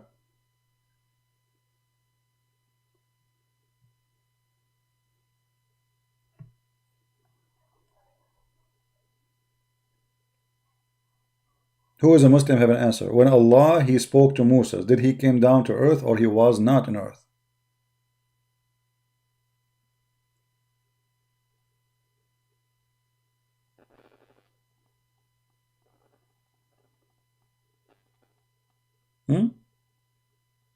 Are you searching Google? They don't know. They have no idea what to say. But the Quran is so clear. The Quran said,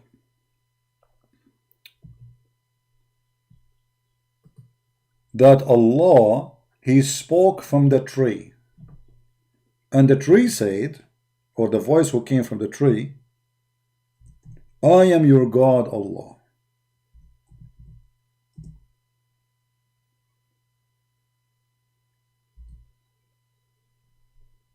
I am what? I am your God Allah. Chapter 28. You can read verses before and verses after as much as you wish. 28, 29, 30. It says, when Moses came to the side of the valley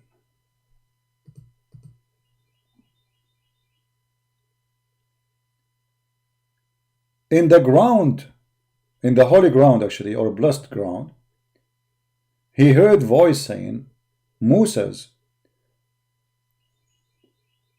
I am your God Allah. But the voice is coming from where? From the tree. So question to the Muslims, the voice of Allah coming from the tree. Guys, forget about those kids when I call me. Those are kids.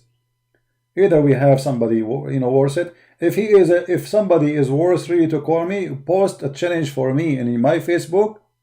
All right, I will check your Facebook. I will see that you are real, and then we will take. We don't want to waste our time. They are kids. We call them, they don't answer. So the question is, when the voice came from the tree, was that a real voice of Allah, or it was a fake voice of Allah? Was Allah in the tree, or it's not in the tree? Who's a Muslim will answer?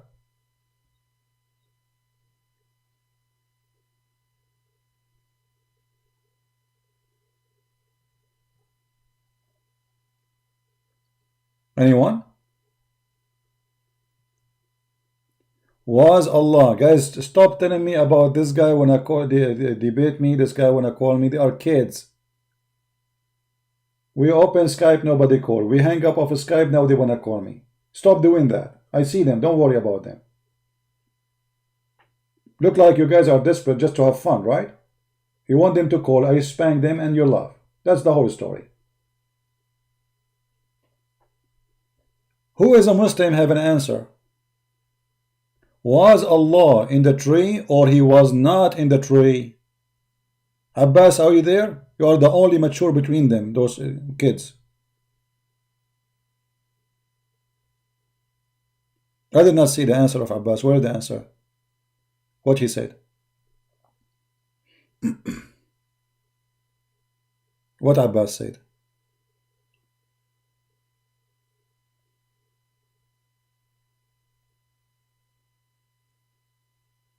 Any Muslim knows who was in the tree?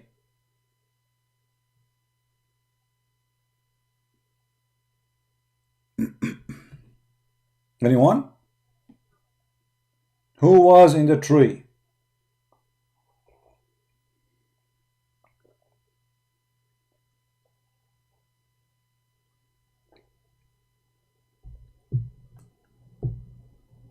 Any Muslim? Can you unblock me? Yeah, Abbas, I will find you. I have 20,000 names in my Skype, my friend. Can you unblock me? Abbas wanna call me now, supposedly.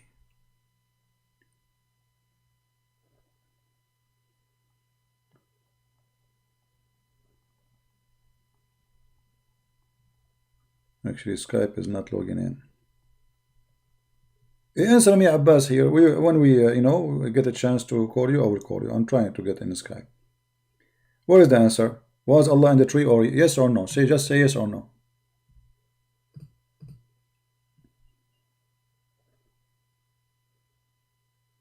Was Allah in the tree?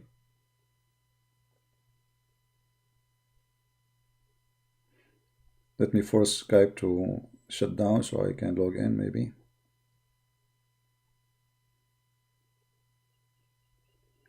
It's possible, because he was acting like a kid before. I took many calls of him. He never answered anything. He is the mature between kids. This is who is Abbas. You will see. I will call him.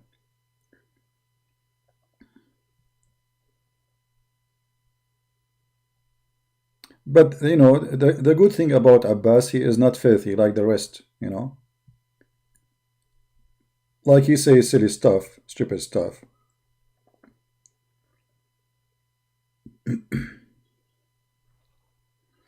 Okay, Abbas, let me try to find you.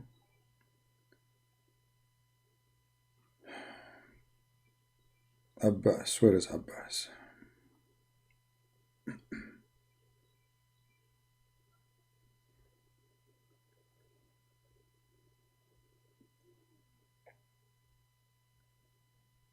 Okay, hold on. And guys, if you see my Skype, you will not believe it.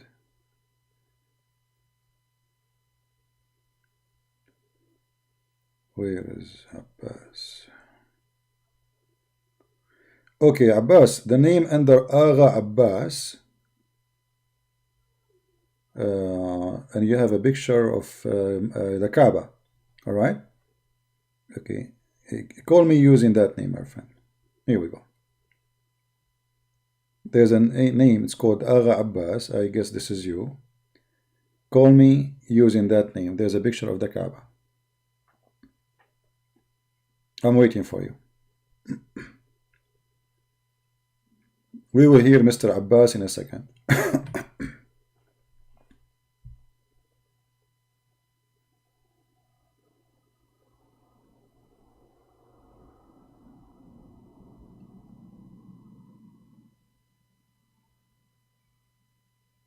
Abbas, call me. You are not blocked.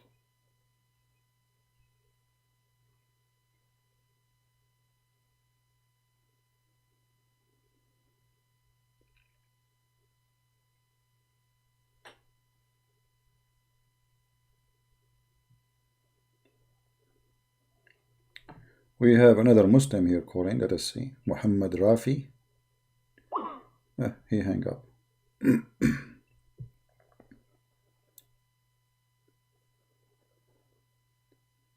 Farouz is calling now. Okay, Farouz is getting strong now. Hey, Farouz. Hello. Hello, my friend. How are you? Hello. Hello, hello. Talk. Yeah, just like Howard, you didn't pick up my call. Well, we took your call first time. You did not answer, so we thought maybe you are joking. So what do you want to say to us, Mr. Farouz? So let me first expose your lies, okay? Okay. You are using fake hadiths. Which one is That fake is hadith? why, Which one? Which one? No, which one is fake hadith? Please, if you don't mind, help me. Which one of the hadith I use it was fake?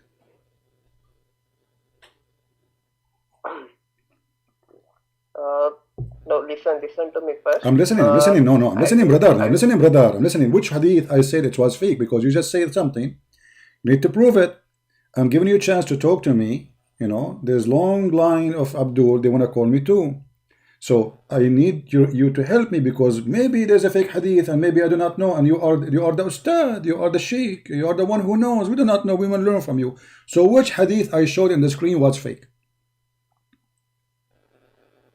Listen to me first of all. I'm listening to you. This is the problem. I'm listening to you, but you are not listening to me.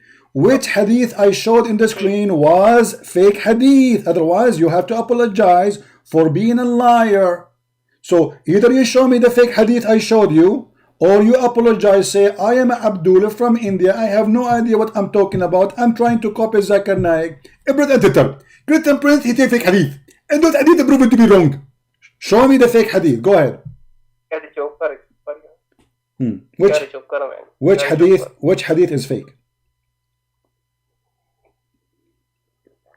Okay. First, let me expose you. You are not even. You said no. You are. This is how we want you to expose us. You just said that. You said I'm using fake hadith. So tell me which hadith I used. It was fake. Let me expose you. I'm letting you expose me. That's why I'm asking you which hadith is fake. So all what you need to do, say this hadith you showed us on screen is fake. Which one? Okay. So first, let me check. Did you check? Hello. Hello. Hello.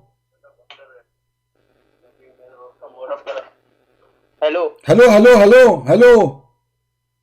Cairo here. Yeah, I'm trying. We hear you from Cairo, brother. Alhamdulillah, Ramadan Kareem, brother. Okay, where is the fake hadith? What? Hello. You said I showed the fake hadith in the screen. Which one is the fake hadith? Yeah, about the breastfeeding verse. Okay, here we go. Finally, he said about, okay, let us see the breastfeeding verse. Okay, let us see. Okay, what the hadith saying? Remind us. Okay. See, first of all, let me tell you that but the breastfeeding verse is for the orphan children. For children? Okay. Orphans. Okay, for children. Okay. Okay, well, here we go. This is the hadith. Okay, my friend, you are a very smart person. I will learn from you, and I really am really honored to speak to someone with your knowledge, You have a very powerful knowledge. Here we go. This is the hadith of Sahih Muslim, and this is Sahih. And we can show it to you from Sahih Bukhari. Sahih Muslim 1453a.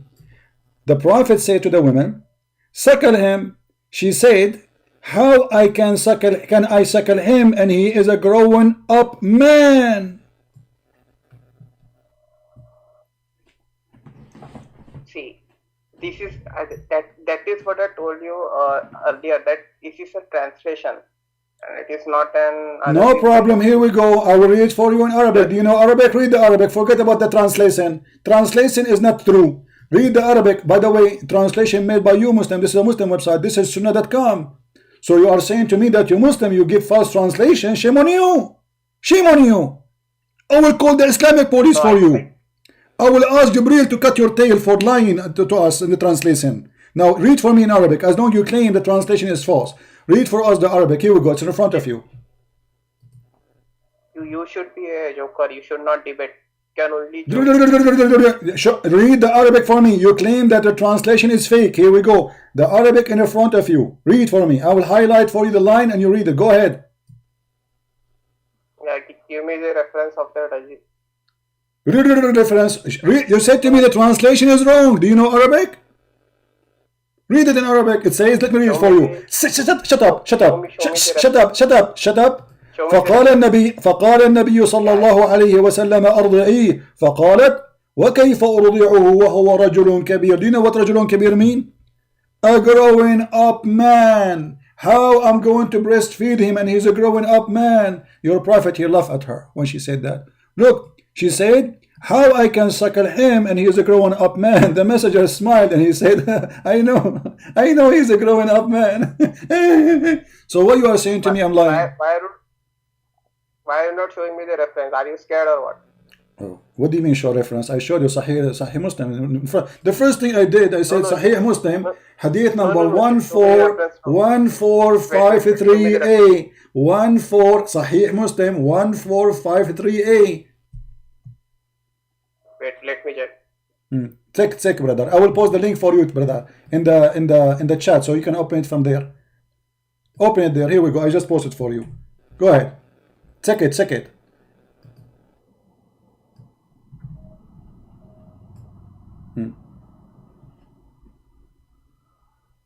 By the way, I like this hadith. I like breastfeeding, suckling. To be honest with you, actually, I applied to convert to Islam because I want to do breastfeeding for adult. I'm adult. I'm qualified for that. I have lips too, and I want to practice it every day. I mean, I will do nothing in life after that date. I will be honest with you. You are not a debater. You are a joker. Okay. Who is the joker? The joker is the one who said it's a fake hadith, and now you are running away. You are biting your tail, and you are running away from the accusation. Isn't it you who said to me this is a fake hadith?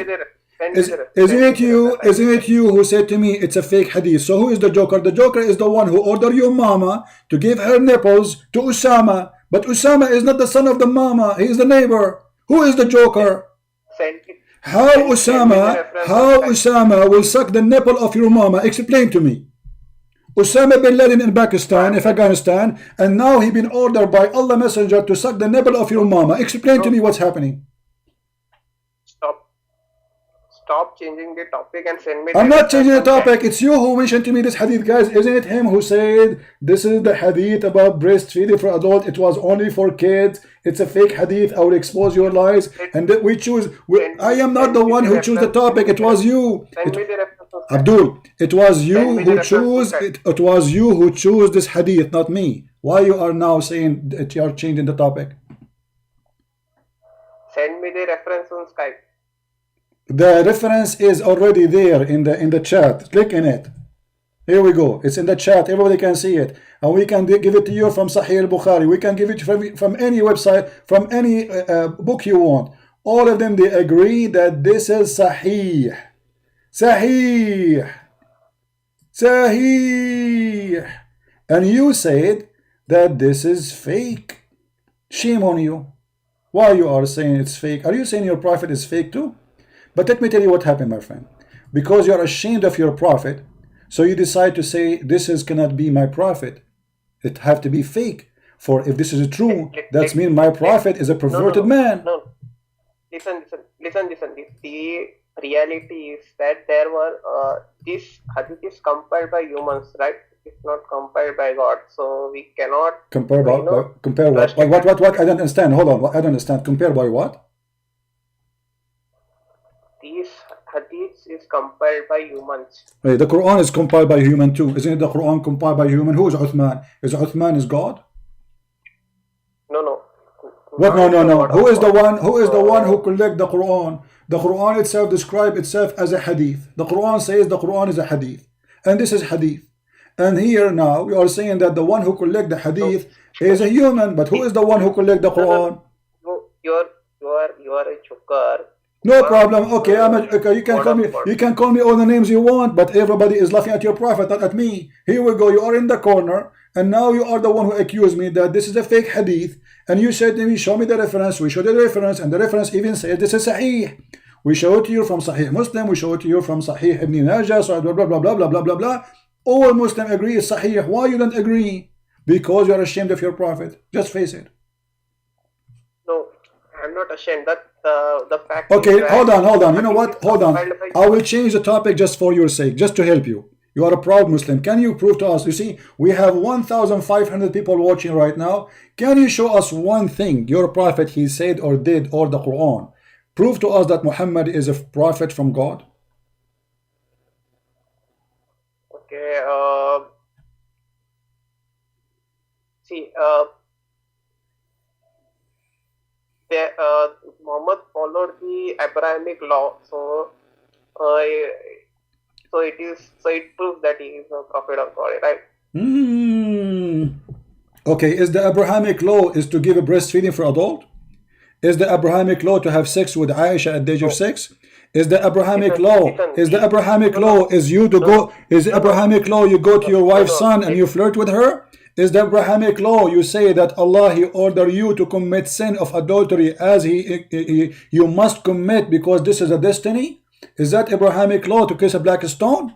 Is that Abrahamic law to go and to bow down in front of the stones and to go around the stone? You are not even letting me speak. You are, No, I'm letting you speak. You are the one who I ask you, what is the proof that Muhammad is a prophet of God? You said to me he is following Abraham, but Abraham did not do anything of those shameful stuff. Most of the thing you mentioned, it is from hadith. It is not from Quran. What do you mean it's from Quran? Okay, hold on. It's not from Quran. Okay, hold on. Guys, it's not from the Quran. Let me ask you. If I am claiming to be a prophet now, and I said, any woman she want to give herself for me to sleep with her, is that from God or from me? What do you think? No. I know this verse. I saw this verse in one of No problem, Abdul. Listen, I want you to answer me. Be honest. I will make a statement saying anyone she wanna give herself to me so I can sleep with her. Okay, is that from God or this is from me? Listen, I saw this verse. There were a lot of women who lost their husband on war. Okay, no problem. A lot of women right now, a lot of women in Iraq right now, they lost their husband. So I'm going to make a verse says, any women from Iraq, from Somalia, from Syria, from America, from Canada, who lost her husband, come to my door. This is my address. Knock 3 times. If you have no panty, knock twice. If you have panty, knock once. If you are ugly, so I will not open the door. Ameen. Okay, how that can be from God?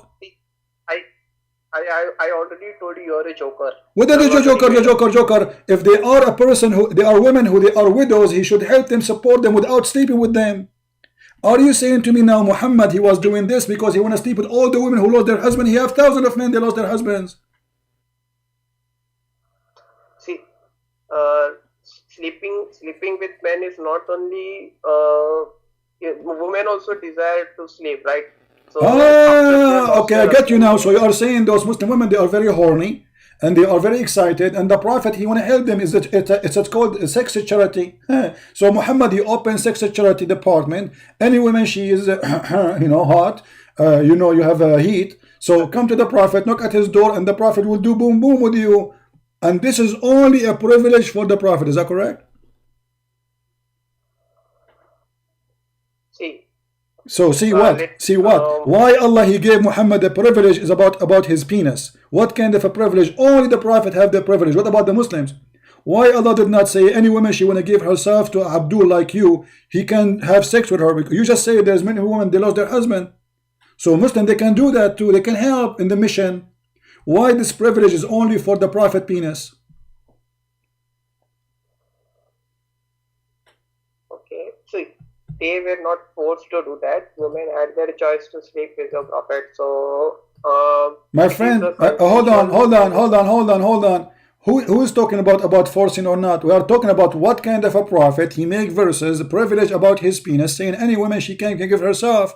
What does that mean? The guy he have already 13 wives. Why he need more women to offer themselves in the bed? What's wrong? This guy, he have no time to pray. He have no time to go in war. He have no time, but he have time. He have time to do boom boom. Any woman she want to give herself. Why? What does have to do with God? I already told you they lost their husband and they wanted to have a relationship okay, with men. If this is about the husband is die, if this is about the husband is dead, then the Prophet should make a verse for all Muslims. They can do that, not only him, but this was only a privilege to thee. Why it is a privilege only for Muhammad? Can Muhammad sleep? Okay, now we have more than 1 million women. They are widows in Iraq. Are you saying the Prophet, if he was there, he only is the one who can sleep with all those 1 million women? Is that possible? How many men they lost their life during the time of Muhammad, killing his enemies, going in war?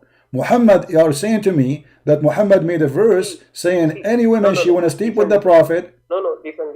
Listen. No, listen to me. You are making it like he did something like terrorism. No.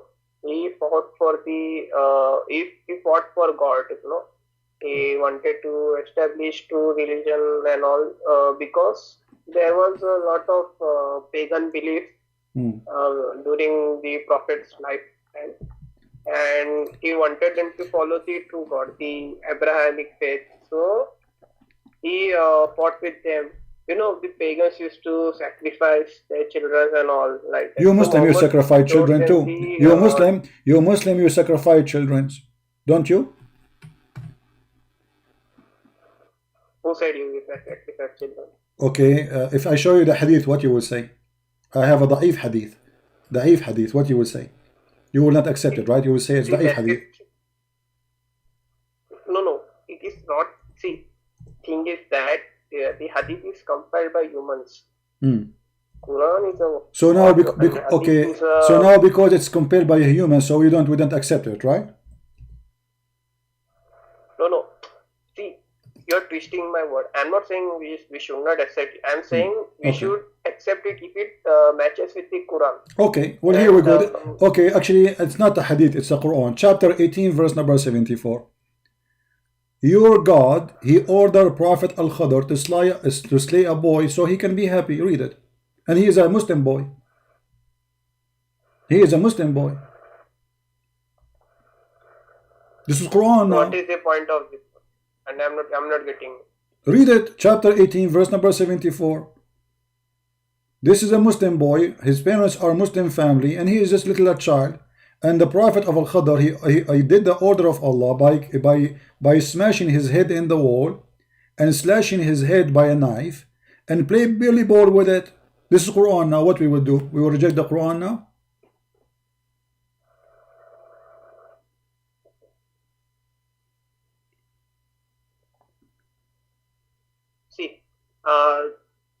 See what? See some I more? think I remember this verse. No, listen. Okay, I'm listening. I remember this verse. You remember it? Boy will grow up and he will become a non-Muslim and he will kill the Muslim. Okay. I think. When he grow up, he will become non-Muslim and he will kill the Muslim. Show me where it says he will kill the Muslim. Show me where it says that. Either you apologize for lying or you apologize for lying, because nowhere it says that this guy will grow up and became not a Muslim to kill Muslim. It says that they fear he might be a disbeliever. He fear. He did not become a Muslim, not Muslim yet, and he did not kill anyone, and nowhere it says he will kill somebody. Show me where it says that. No. the thing is that non-believers used to attack the Muslims, so they are trying to defend themselves. So Abdul, what Muslim defend themselves? This guy is walking. Hold on. This is not war. This guy is walking in a village. There's nobody war. There's no army. There's a kid praying with the polyball with the children his age. And then Al-Khadr, he cut him and he slaughtered him and he cut his head and then he starts smashing his head with the wall. What war? This is a kid. And he's a Muslim. So why you sacrifice a Muslim child? And the excuse is you fear when he grow he will be not a good Muslim? That means we need to kill all the bad Muslims before they grow, according to the Quran. And that will be stupid. There's millions and millions of Muslims today. They don't believe in Allah. They don't practice Islam. So now what you are saying to me, in Islam, we have to kill them when they are children, and that is a children sacrifice. Why you want to kill them? They are your children. Those are not the children of the enemy in the war. Those are your children. See, if we kill those children before they become non-Muslim, they might go to heaven, right? My friend, hold on. They are Muslim. This is isn't it your prophet who says everyone is born as a Muslim, even a Christian child? What's wrong with you? So he is a Muslim already, and he is a child of believers. Read the Quran. Do you know the Quran? You claim that you know the story. Read carefully. It says, as for the boy, his parents were believers. What believers mean? They were Muslims. And we apprehended that he might impose upon that, like in the time, he will be not a good person. He will be infidel. So how you kill a child just because maybe when he grow up he will be bad? Isn't it you Muslim? You say we should not. Allah will not judge you except by your sin. Where is the sin he did? He did not do anything. Even Musa, as he says. Even Musa, he said to Al-Khadr, even Musa said to Al-Khadr, you killed, you slain, hold on. Musa said, Musa said, hast thou slain a person innocent? You don't want to debate me. You are a coward, I know. No problem, you can call me any name you want, but you cannot answer. This person is described by Musa, he is an innocent child. Read it. So why he killed him? He did not commit any crime yet. Did he commit any crime, this child? Listen. Let's say this child will grow up and he will become a non-Muslim, right? Okay. And yeah, and after becoming non-Muslim, after he died, then he will go to hell, right? Okay. So if we kill him while he was a child, then he might go to heaven. So we killed him. Guys, this is Islamic solution. We will kill our children so they will go to heaven. You see the intelligence? Super intelligent. So your dad, he should kill you when you are 6 years old, so you can go to heaven, Abdul, because now you are not sure you will go to heaven or not. Have you ever heard of a stupid like this? Secondly, hold on. Secondly, stupid Abdul. Listen. You have no idea you are talking to. You are talking to Christian Prince. Wherever you go, I will grab you from your tail. Isn't it your prophet? He says even infant he might go to hell. Yes or no? Yeah, I saw that verse, but it was in Hadith. Go to Hadith. It says, Aisha, she said, oh, this is a happiness for this child. He's a child of a Muslim family. He will be a bird amongst the birds of paradise. The Prophet said to her, be an adventure, Aisha, don't be stupid. It might be the other way. So what you are saying to me, if we kill him as a child, he will go to heaven when it's not guaranteed? The Hadith in front of you. See, you are bringing me Hadith, and I already told you that it is compiled by humans. So we cannot trust it. You cannot trust it? No, we can see. So why you call it? So why you call it Sahih if it's not trustworthy? Why you Muslim you call it Sahih? So this Hadith is fake, and you Muslim you call it Sahih? That is what I told you earlier. What you told me? What you told me? Remind me. I am not. You should. No. Tell me. I forgot what you told me. Remind me, please. Remind me. What? Your prophet made it clear You're a prophet, made it clear. Secondly, do you have the right to kill a child who is a Muslim child before he commit a crime? Isn't this is against the teaching of Islam to kill a child he did not commit a crime yet? I thought that Allah, he made an order to kill the one who killed, especially in the case of murder. The guy, he did not do anything. How you punish him for not doing anything yet? He did not do anything yet. He's just a kid. If we go to the interpretation for the verse, you will see it says it clear. Hold on, listen. Hold on. Give me that one. Give me that one. No, I'm asking you. How you can kill somebody, how you can punish somebody for a crime he did not commit. The mic is yours. First, give me the words, I will look it up. What? Give me the words.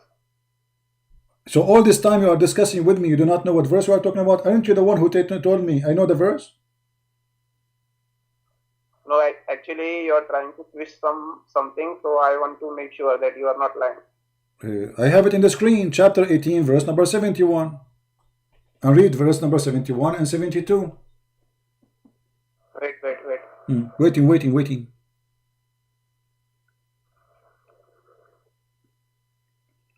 By the way, you can call all the friends from Pakistan with you or from India. Call them, let them help you. Zakir Naik, he can help you.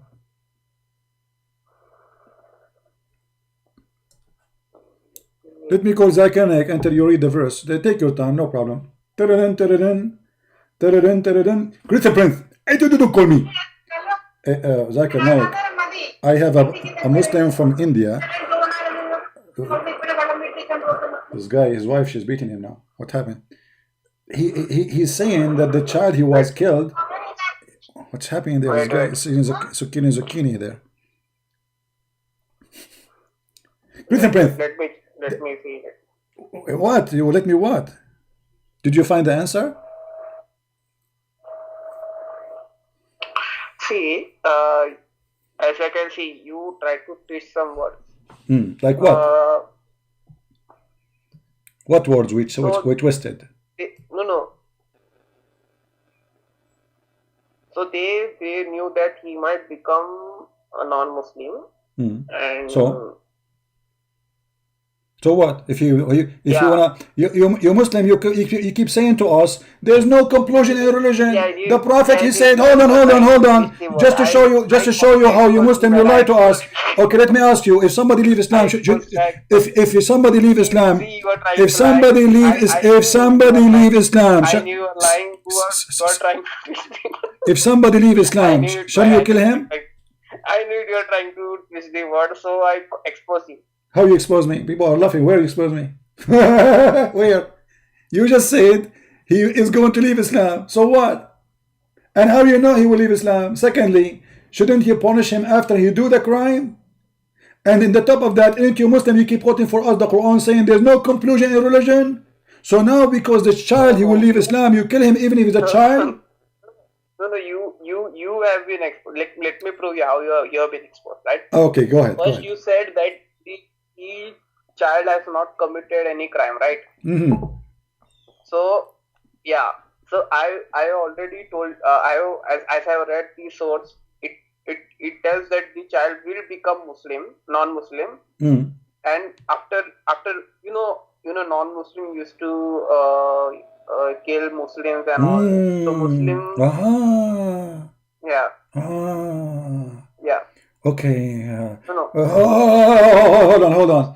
So this child, he is a child of a Muslim family. Then in the future, he will become not a Muslim. And then after he become a Muslim, he will kill his mama.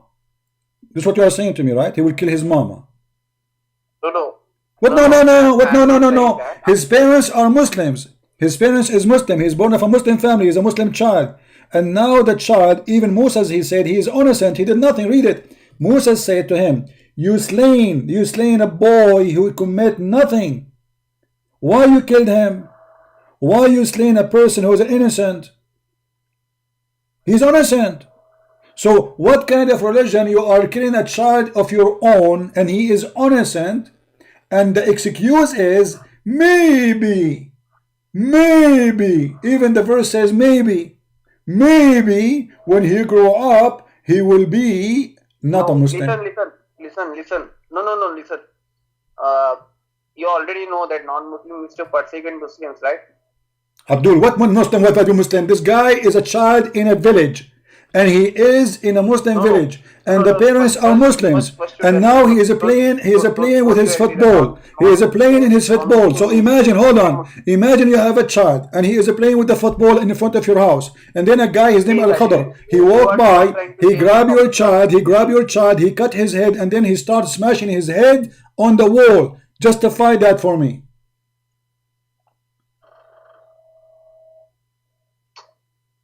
See, what I am trying to say is, see, non-Muslims used to persecute Muslims. Do you agree with me or not? Who?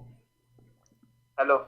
Hello. Muslims used to persecute Muslims. Do you agree with me or not? The Muslim used to what? Non-Muslims used to persecute Muslims.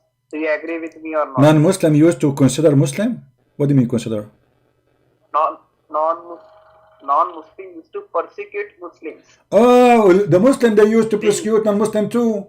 The Muslims, it's about who is stronger. Muhammad himself, he did torture non-Muslims. He stole their money. He raped their wife. He took their caravan, and he became the biggest gang in history. So if you are saying that they did persecute you, well, here we go. The follower of Jesus, he have 12 of them. All of them, they've been slaughtered, killed, but they did not kill anyone. So what? Christians are persecuted until now in Pakistan, in India, and everywhere. Do we go after Muslim and we kill them? We don't. So what you are saying is a false excuse. Now we go back. This is a boy. He did not persecute anyone. He is born of a Muslim family. Give me a reason to kill him. See, senor. They knew that he will become non-Muslim, and after becoming non-Muslim, First of all, you are a liar like your prophet. Nowhere it says he will become not a Muslim. It says we fear. We fear he might. Does it say that? Read it. Read the translation. Read verse number 8. Oh, no, Abdul. My fingers, I have my 5 fingers over the bum of your prophet, and now they are over your bum. Show me where it says he left Islam. It says we fear he might. Read it. It says he might leave Islam. If you don't like the translation, we can change it for you. What translation you like? It says he might. We fear he might leave Islam. He did not leave Islam, and he is not sure. So now I can go to your house and kill your child, and I say to you, oh, I fear he might leave Islam. Read carefully. Verse number 80, chapter number 18 says, as for the youth, his parent, shut up, were people of faith, and we feared he would grieve them and abstain rebellion. You see? But he did not leave Islam. We feared. Do you know what we feared? The guy is guessing. How in the world that can be from God? So now I can say, I fear that your child will be a bad Muslim, so I kill him. Are you saying to me, if a Muslim now... Can you give me 1 minute? Where you want to go? Mute the audio. Where you mute your audio? Hello, where are you going? No, I need to drink water, so give me 1 minute. You need to drink water? What water? Hold on. You're not allowed to drink water. It's Ramadan. What's wrong with you? Hello? Hello. One minute. Where are you going? So first of all, you have to drink camel urine. Not, aren't you following the Prophet Sunnah? Why your water? What's happened to the camel urine?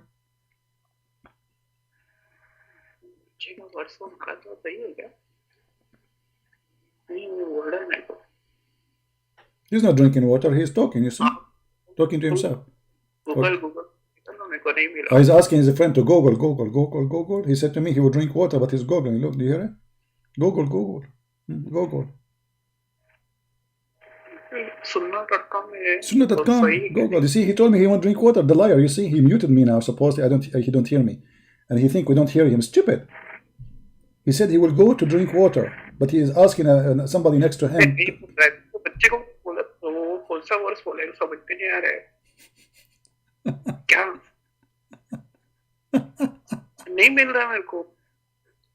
You want to drink water? Google. Let us. May Allah help us with Google.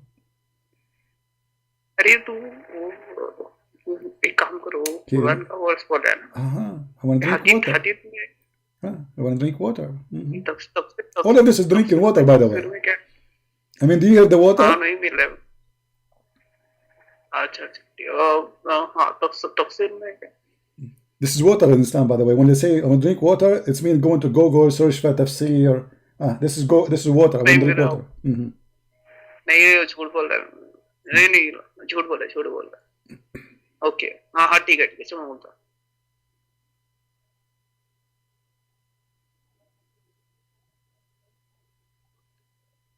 Hello Hello, did you drink water, my friend? Did you drink water? See, listen. Did you drink your water? Did you drink your water? I want to be sure that you drank your water. Are you okay?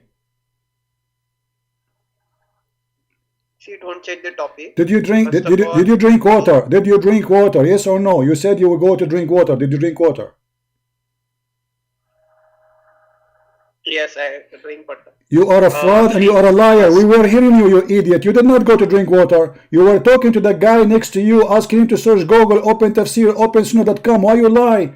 You said yes, I drink water. This is how Muslim they are. This is how decent the Muslims are. We were hearing every word you were saying. You did not leave and you did not drink water and you were talking to the guy next to you. Why you are lying? See, listen, what See, senor, you are a fraud like your prophet. Why you lied to us saying you want to drink water when the fact you are trying to search Google, asking your friend next to you to open tafsir.com and hadith.com. You're Shut trying up. to change the topic, right? No, I'm not changing the topic. It's you who told me I want to go and drink water. Why you lied to us? You did not drink water. See, this thing has nothing to do with your topic, right? So why are you... Have nothing to do with the topic. Call me tomorrow. I'm done for today with Skype. Hold on. We have Abbas. Abbas tried to call us. Let us see what Abbas want to say. Abbas is a priceless, unless he's driving now. Usually Abbas, he drive when I call him.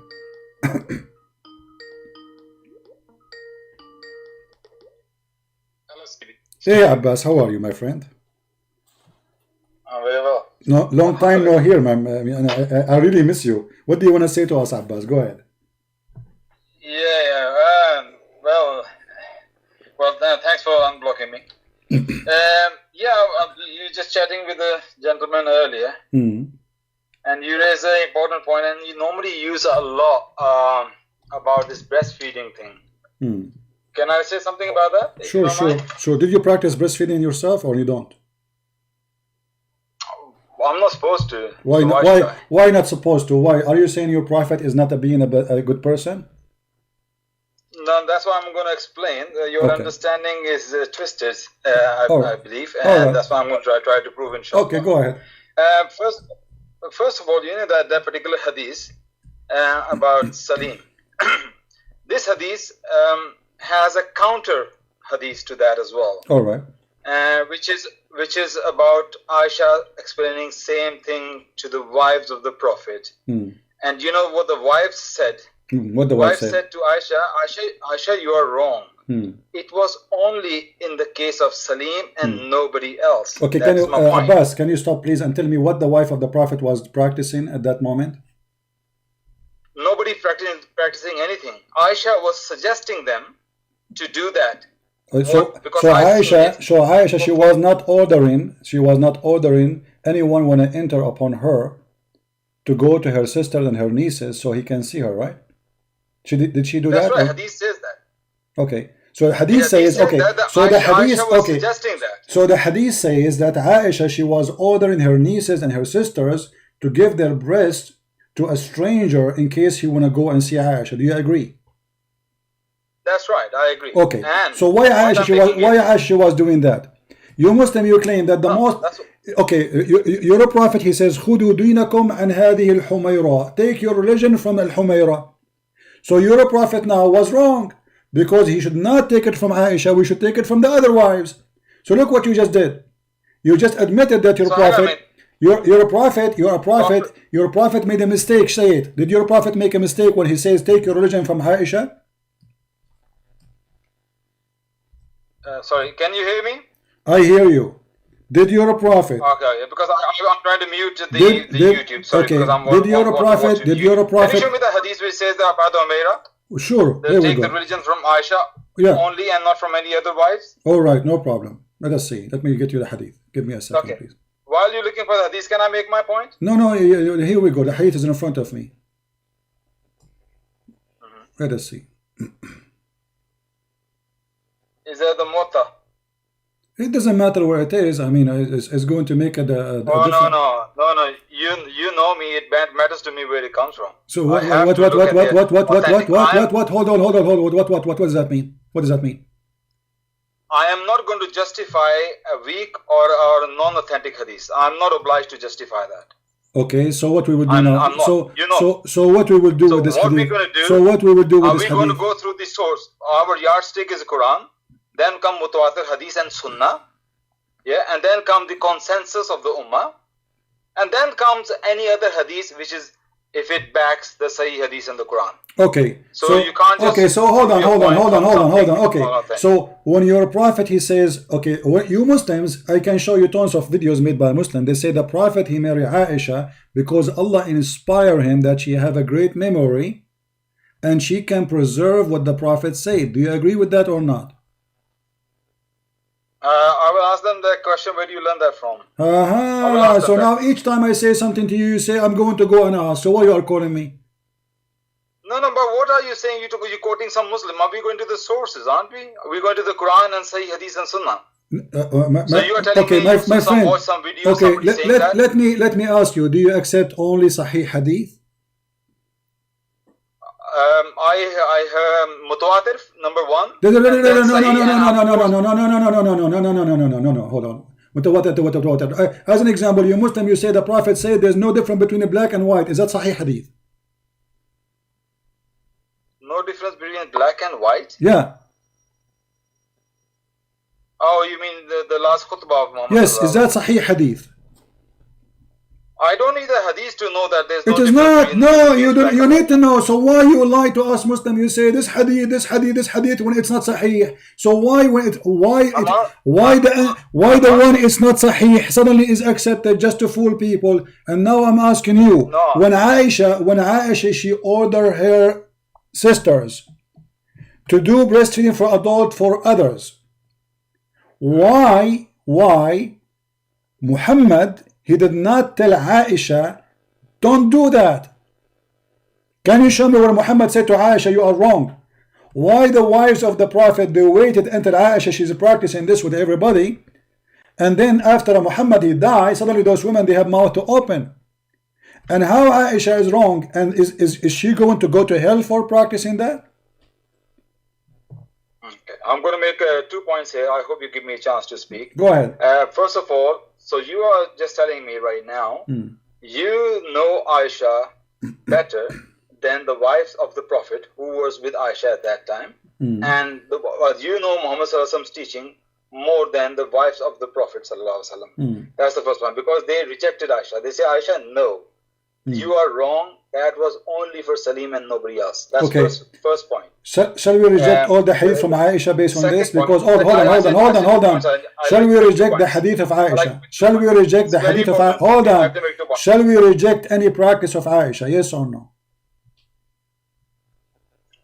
Well, if we find a valid reason, yes, of course we can. Okay, fine. Give me a valid reason. Why Muhammad, he gave the women only a permission? Where in the hadith it says this is only permission for you? Can you show me?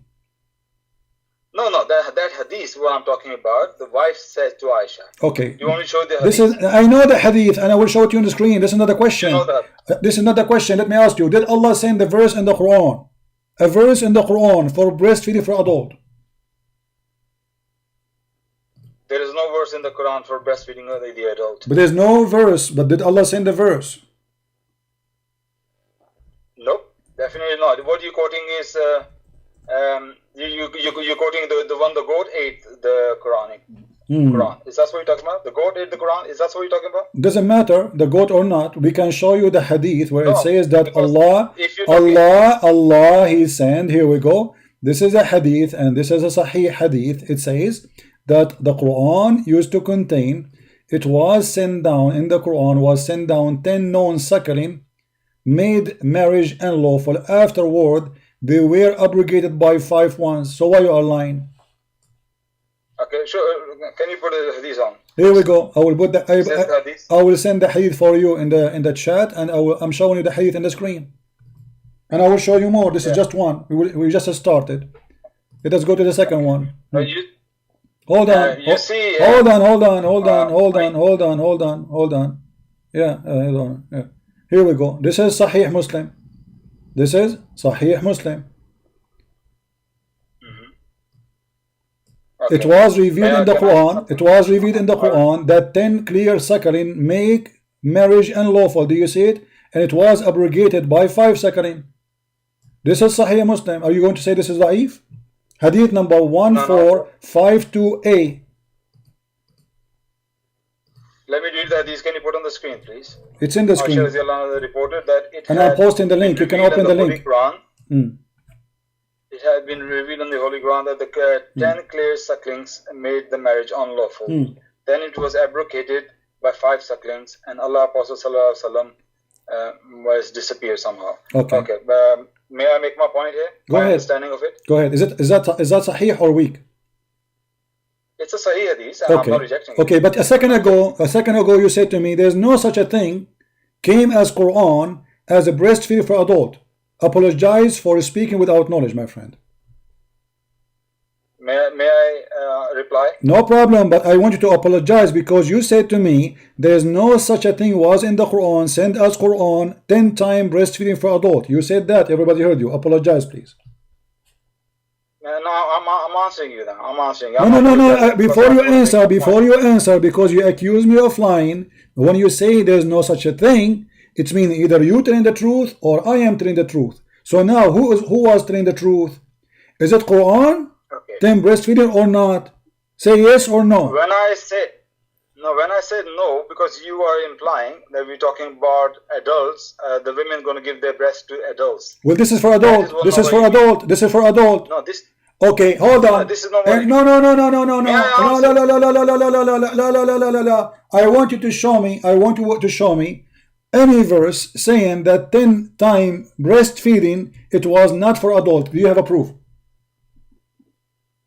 So you are not changing the topic. We're talking about the. We are not changing the topic. We are not changing the topic. We are not changing the topic. This is the same as Aisha. She said that 10 times breastfeeding eaten by the goat, and it was for breastfeeding for adult. Does it say? So we are right now. Did Aisha say? Okay, if there is any place in the Quran we can find that 10 times breastfeeding for adult was for children, can you show me a verse?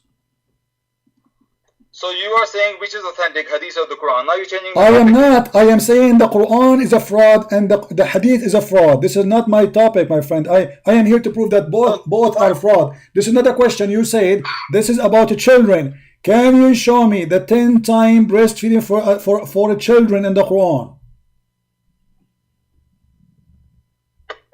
I don't know what to say. You're not letting me speak, CP. This is the reason I... No, I'm letting you speak. This is the problem with you, Abbas. You call me always. You talk, you say nothing. You cannot do that with the Christian Prince. Here we have to get the juice of that conversation, not only make a conversation. So you said that this is 10 times, not for adult. Can you show me a reference?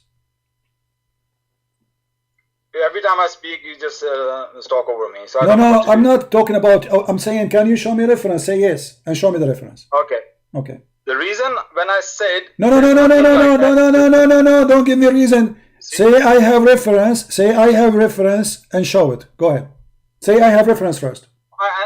Otherwise, you are going to make it. Otherwise, you are going to make it. No. Otherwise, you are going to make a speech. Who are you to make a speech? Are you Muhammad himself? Are you Prophet of Islam? When you say something, either you speak with knowledge or shut up. So you said that 10 times breastfeeding is not for adult; it's for children. Do you have a proof? I never said the word children. Where did you get that from? So it's for who then? No, I never used the word children. Why are you putting word in my mouth? So it's for who then? I said that. I said there is no verse in the Quran of 10 suckling. Okay, but no, but I showed you the hadith. I showed you the hadith. It's sahih that there is 10 times breastfeeding in the Quran verse. You said this is was not for adult. You are the one who said that. So the point you're making it either hadith is right or either Quran is right. That's what. No, both are right. Both are right. The Quran, it was in the Quran. It was in the Quran. How we can say it's not right? So, it was in the Quran, so and your hadith confirmed that. And this is your prophet wife. If imagine, guys, why Aisha, who lived with Muhammad, and Muslim, they take a lot of hadith from her. She is a very trustworthy person. She want to practice such a thing which is not lawful. That means she is a crazy woman. Do you dare to say Aisha she was a crazy woman? All you're doing is asking me yes or no. I'm not allowed to speak. No, you see, no, it's not yes or no. I want reference. You see, Abbas, you speak, you talk too much. I am not interested in your opinion, my friend. I talk too much. No, you're not letting me speak. You are ashamed of your prophet. This is the whole story. Do you have a proof against what I showed you? Either you say yes, I have proof, or you say I'm going to give you a speech. Which one you choose? So if you give me 1 minute to explain my position. No problem. Don't explain. No, I don't want your position. I want a proof. Do you have a proof? What proof of what, CP? The proof that 10 times suckling, it was not only for that woman. And it's not in the Quran. You are the one who said to me, it's not in the Quran. Can you show me single reference saying that never was in the Quran such a thing? CP, your misunderstanding need to be clarified. You are very much misunderstood person. So I need to misunderstanding person. You just don't understand. You are the one who called me. You are the one who called me. And from the beginning you said there is no such a thing in the Quran. Let us repeat it again. Was the 10 times suckling for adult? Was it in the Quran or not? Okay. There is no such thing in the Quran. That's what I'm still saying. No. Now there is no such a thing. So was it before the goat ate it? Was it there or not? Okay, that one is don't go to the goat ate her. That's not even authentic hadith. So don't go into that. Why? Who said not authentic? Who said that? Who is that? Who is the liar who said it's not authentic? Even the scholars say that. Where? No, here we go. It's in the front of you. The scholars, they gave it a grade. Hold on. The scholar gave it grade Hassan. Yep. Do you know what Hassan mean? What Hassan mean? What Hassan is lower than Sahih. Do you know that? Do you agree that? But it's good. Hassan mean good, correct? Yeah, but not. Okay, so it's good. So why you are making it rotten? If the scholar they say, okay, Hassan mean it is approved, it passed. Not only it is good, it is higher than good. Hassan, there's nothing wrong with it. So your scholar they agree with it. So why you are saying it's rejected hadith? Why you are lying? What is stopping it to be Sahih? Educate me on that, please. My friend, why is not Sahih and Hassan? Why? My friend, I'm sure in a few years from now, all of you Muslims, you will agree that this hadith is not Sahih and not Hassan. It's garbage. We have to throw it away because Muslims through centuries they are trying to filter the garbage of Muhammad. Even your Sirah book says in the beginning, anything will not sound suitable for the Prophet, we delete it. Imagine. They are saying that clearly. They were not honest. Anything it's embarrassing for Muhammad, they throw it in the garbage. So this is after filtering all the filters, we got this. And soon actually Erdogan he asked for a conference just a few years ago, asking the Muslim around the world to dump all those hadith because they are embarrassing. They want to filter more. This is what you do. So now I'm asking you, why you call it Hassan if it is rejected? Is it rejected or Hassan? That means it's one level lower than Sahih. No problem, guys. One level lower than. Hold on. It is one level lower than Sahih. Okay, but does it Hassan mean is accepted or not? If it goes with the Quran and with the Hadith and Sunnah. My friend, what do you mean goes with the Quran? You see the stupidity? So Aisha, she was saying this, and Aisha, she practiced this, but Muhammad never said this. Are you going to ask me yes or no? Come on. I'm not asking yes or no. Did Aisha order her family, females, to do breastfeeding for anyone want to enter upon her? Did she? And you said yes. Yes, Okay, so Aisha, when she did Yes, that, and they why the rejected Muslims? it. Okay, They why rejected it. why They the say you are Muslims? wrong. Why the Muslims, not the wife of Muhammad? Why the Muslim did not shout and say to her, "Shame on you"? Did Umar al-Khattab say, "Shame on you"? Did Uthman say, "Shame on you"? Did Ali say, "Shame on you"? Okay, show me one of them. How she do such a stupid thing? She is, because this is, if this is not if this is haram, that means Aisha, she is really making something very bad. She is asking women to give their boobs to a strange man, and you Muslim witnessing that, and you don't say to Aisha, "Shame on you"? And the only one who said that is the wife. They said, "We will not do that," because they have dignity. Aisha, she don't. This is the problem. CP, you have to let me speak, otherwise it's better I just listen to you as you're talking, because you're not giving me a chance to speak. I'm letting you speak. If you have a proof or reference, do you have any?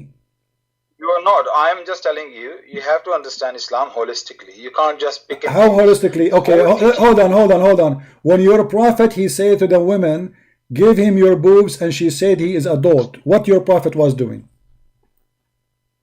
May I? Go ahead. Am I allowed to speak? Okay, go ahead. Okay, thank you.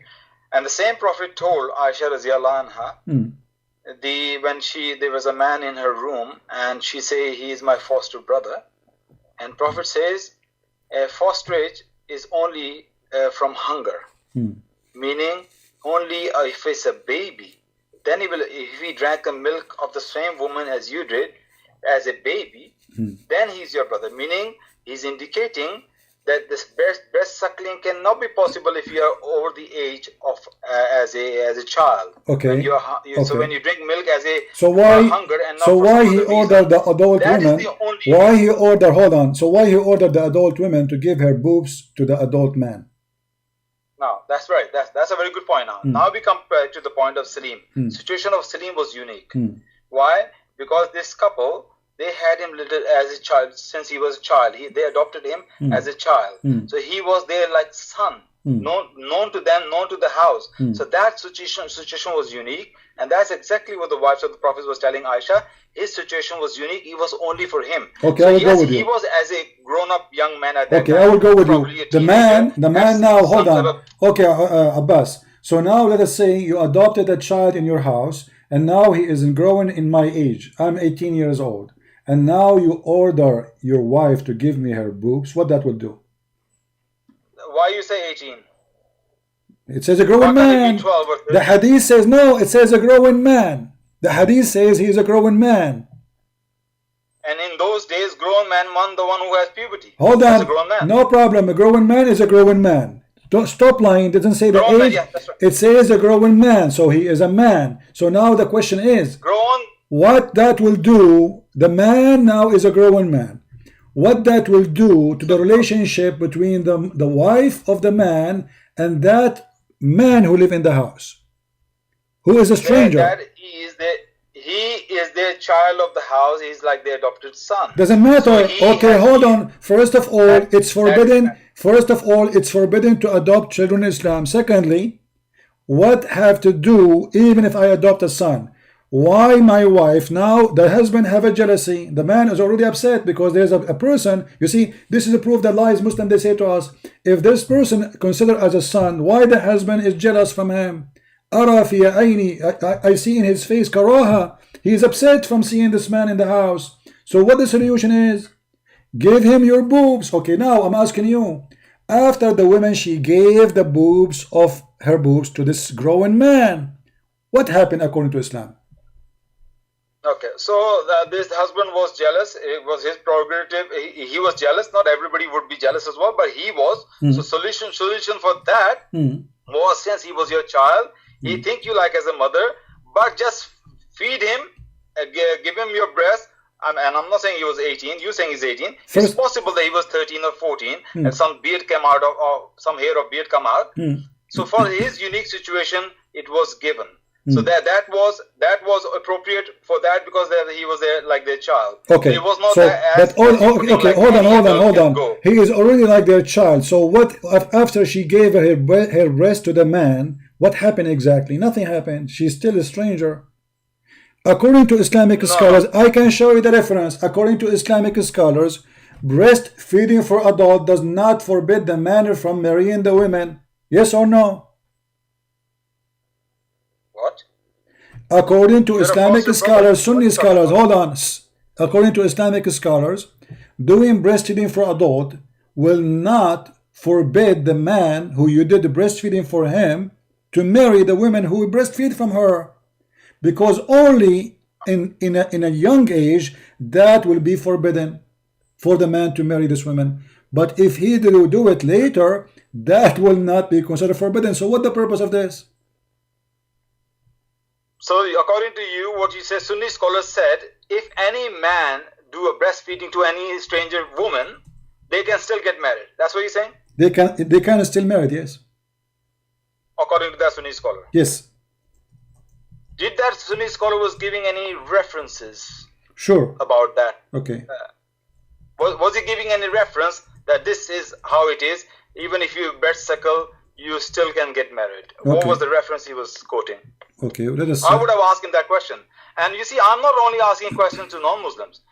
Even when I go to Imam, I spoke to Imam, I really put them to the task and I ask them questions. I don't just believe because somebody's saying that. I will really ask them the question where they're getting their authority from.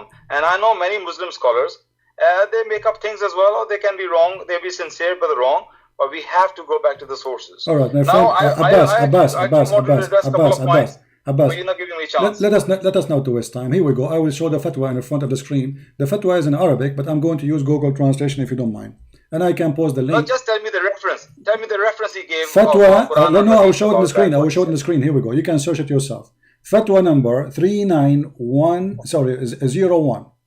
رضاع الكبير لا يحرم. The title is adult breastfeeding for adult will not make it forbidden. Here we go. The question I'm going to translate. Here it says Indonesian. I will choose English later. Give me a second. All right. And let me. I can't see anything on screen. Well, the screen is showing. Okay. It's showing for everybody. But let me change the translation. The title is. Okay. I can see it now. The title is so clear. It says in Arabic that breastfeeding for adult will not make that forbidden for the person. This is the title. And this is the fatwa number in front of you. And the question is, let me change to English first. Here, change to English. Choose another language. English. Just show me the source he's using. My friend, What just source wait. he's Have quoting patience. from, Have patience. I'm not going to Have believe patience. whoever say whatever. Okay. You see that translation of Google is stupid. It says big breastfeeding is not forbidden. It's adult breastfeeding will not forbid. Okay. Is an adult man? Read carefully the question. Is an adult man forbidden if he breastfeed of a woman? This is the question. The answer, simple, no. No. And you can read all the answers with the reference. The answer, no. So what is the purpose of Muhammad ordering the women to do breastfeeding for someone? He can have sex with her. Okay, I think you misunderstood me what I said. If I were in front of him, that man who said no, I would just ask him very kindly, Ya Sheikh, can you just tell me the reference you're quoting from? My friend, the Quran, you are the one who gave me the answer. Aren't you the one who says to me, breastfeeding only forbidden for children? You are the one who gave reference. So what's wrong with you? So, is it you who said to me, Abbas, listen to me, I don't like children talking to me. Either you grow up and be mature. It is you who quote for me, saying that only children breastfeeding will make it forbidden. Did you say that to me or no? So you see, I just bust that Sheikh. No, you busted yourself. You busted your prophet. You busted your prophet. So why your prophet ordered the women to give her boobs? If only breastfeeding for a child, hold on. If only breastfeeding for a child will make the child forbidden from the women from having sex with her, what is the purpose of ordering a growing man? And the woman, by the way, she's an old woman. She don't have milk. He was suckling what? CP, with respect, you keep talking about growing man and you're not behaving like one. Please behave like one. You behave like one. I'm asking you. Don't ask the sheikh now. Ask yourself. You are the sheikh now. You are the only sheikh we have. When the sheikh, he said that he is using the same reason you used. He agreed with you, which means you should be smarter than this. Are you saying he's wrong now? He's agreeing with you that the only thing will forbid marriage if you do breastfeeding for a child. So the question is, why your prophet then he ordered the women to give her boobs to a stranger? So that guy was the adopted child. So what? In Islam there's no adoption. Still he can marry her. Still he can have sex with her. In Islam this is not allowed. Adoption is not considered as a child. There's a verse in the Quran about it. So what is the purpose of ordering a woman to give her a breast to a stranger if that will not stop him from having sex with her? You see, when the wives of Aisha's, wives of the Prophet, they challenged Aisha that there was a unique situation. That was my first point. And second point, back that first point. Your second point, my friend. Your second point is no point. I'm asking you why? Why? Don't go in circle. If this is a woman, she's still lawful for this child to have sex with her, for this man. Still he can marry her. Still he can sleep with her. So what the purpose of giving her boobs? This is the question. I'm going to answer all your questions, but you're not giving me a chance, bro. No, you are not answering. You are going in circles since you call me. Okay. So let me repeat the question for the last time, please. She is still lawful for him. You are the one who said to me, who said that. I showed you the fatwa. She is still lawful for him. He can marry her. He can have sex with her. He can sleep with her. It is lawful for him. So what was the purpose of him ordering the women, Muhammad ordering the women to give her boobs? I'm listening. Go ahead. Not women, woman. One woman. One woman, not women. Don't say women. It was just one woman. Oh. She's the one. Okay. That boy always think of her as a mother. She always think of his son. But it's the husband who has a little bit thing in him. For his sake. Not that they're going to get married. My for friend, his sake. This is not the question. This is not the question. This is not the question. If this will not forbid the child from the man from being lawful for this woman, what this will do? Forsake. What is that? Are we doing lab test? So now I order the women to give her. No, hold on. Look what you did. So you are saying to me, Abbas, with my respect to your wife, if you have somebody in your house and he's a driver for you and he grew up since as a childhood, and you are the one, your wife, she is the one who asked your prophet, she said to him, okay, let him suckle your boobs. So now you if you see that driver, taxi driver who you adopt as a son, like you say, suckling your wife boobs, with my respect to her, for you it's okay. It's okay for you. If he was a young man, like 13-year-old boy, and he was a child from the beginning, and if Prophet orders that.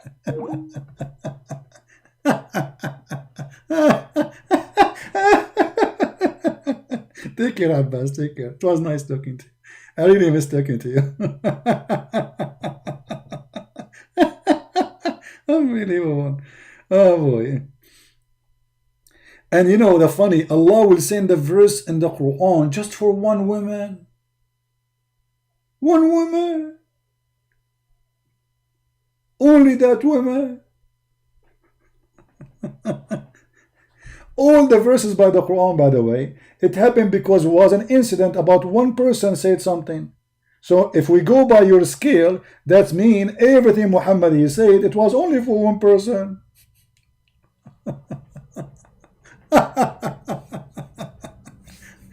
Oh boy. Okay guys, don't forget to subscribe to our channel if you like what we do here. And by the way, we might go live on air later today if I can. I'm really busy today, but I will try. We have another account. It's called The Quality of Life. If you like to join us, maybe the admin can post a link. There we speak about different topics, have nothing to do with Islam. If you have a topic you'd like me to speak about, we will be happy to discuss it. As you see, we feel sorry for Muslims. They have no idea what they are talking about.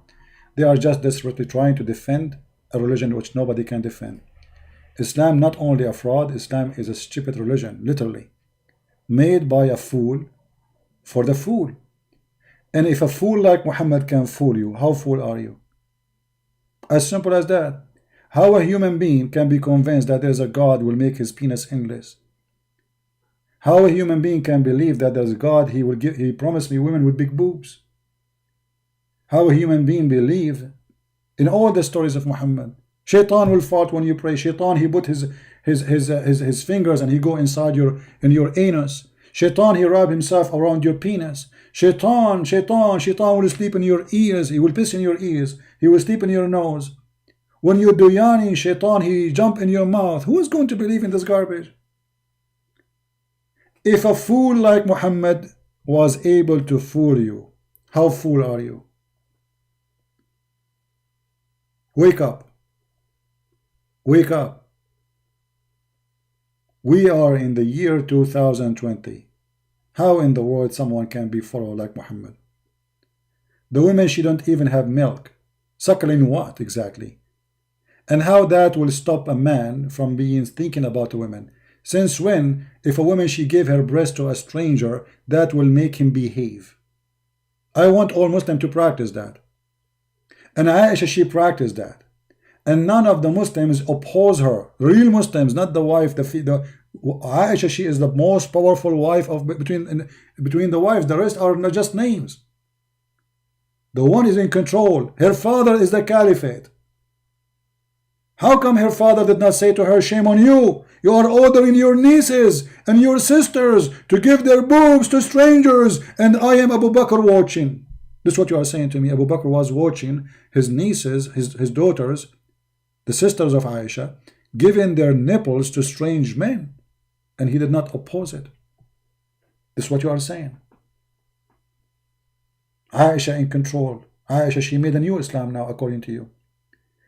The answer is very simple. They are ashamed of the stupidity of their prophet, so they try to fabricate answers, and the answers always come shallow and silly and stupid. Thank you very much for watching and join us. Don't forget to subscribe, tell your friends, and don't forget to download my videos. They are for free and I don't keep them in my channel. Including Muslims, feel free to download them, including Abbas, and including the guy who is calling from India. Please download the video, put it in your channel, so we'll be proud about how you got me busted. This is a Christian Prince with you, and I pray to the Lord that the love of Christ will be shared with all Muslims. We love them and we will never hate them. We are not against the Muslims. We are against cult, liars, fraud, who take advantage of people so they can fool them. And that is Muhammad and whoever like Muhammad. Be aware of false teachers. Be aware of false teachers who come to you in the clothes of a sheep, but in fact they are wolves. That is the word of the Lord. And he loved the Muslims. He loved them. For God, he loved the world. He sent his only begotten son. We love the Muslims. And we should always love them. No matter what we argue about, we are fighting about, there's no hate should be involved. Even if Muhammad told them to hate us, we will not be the same as Muhammad. We will not fall in the trap of Muhammad. Thank you very much for being here. Subscribe, join us, tell your friends, and may the Lord bless you all. Happy Sunday, everybody. Take care.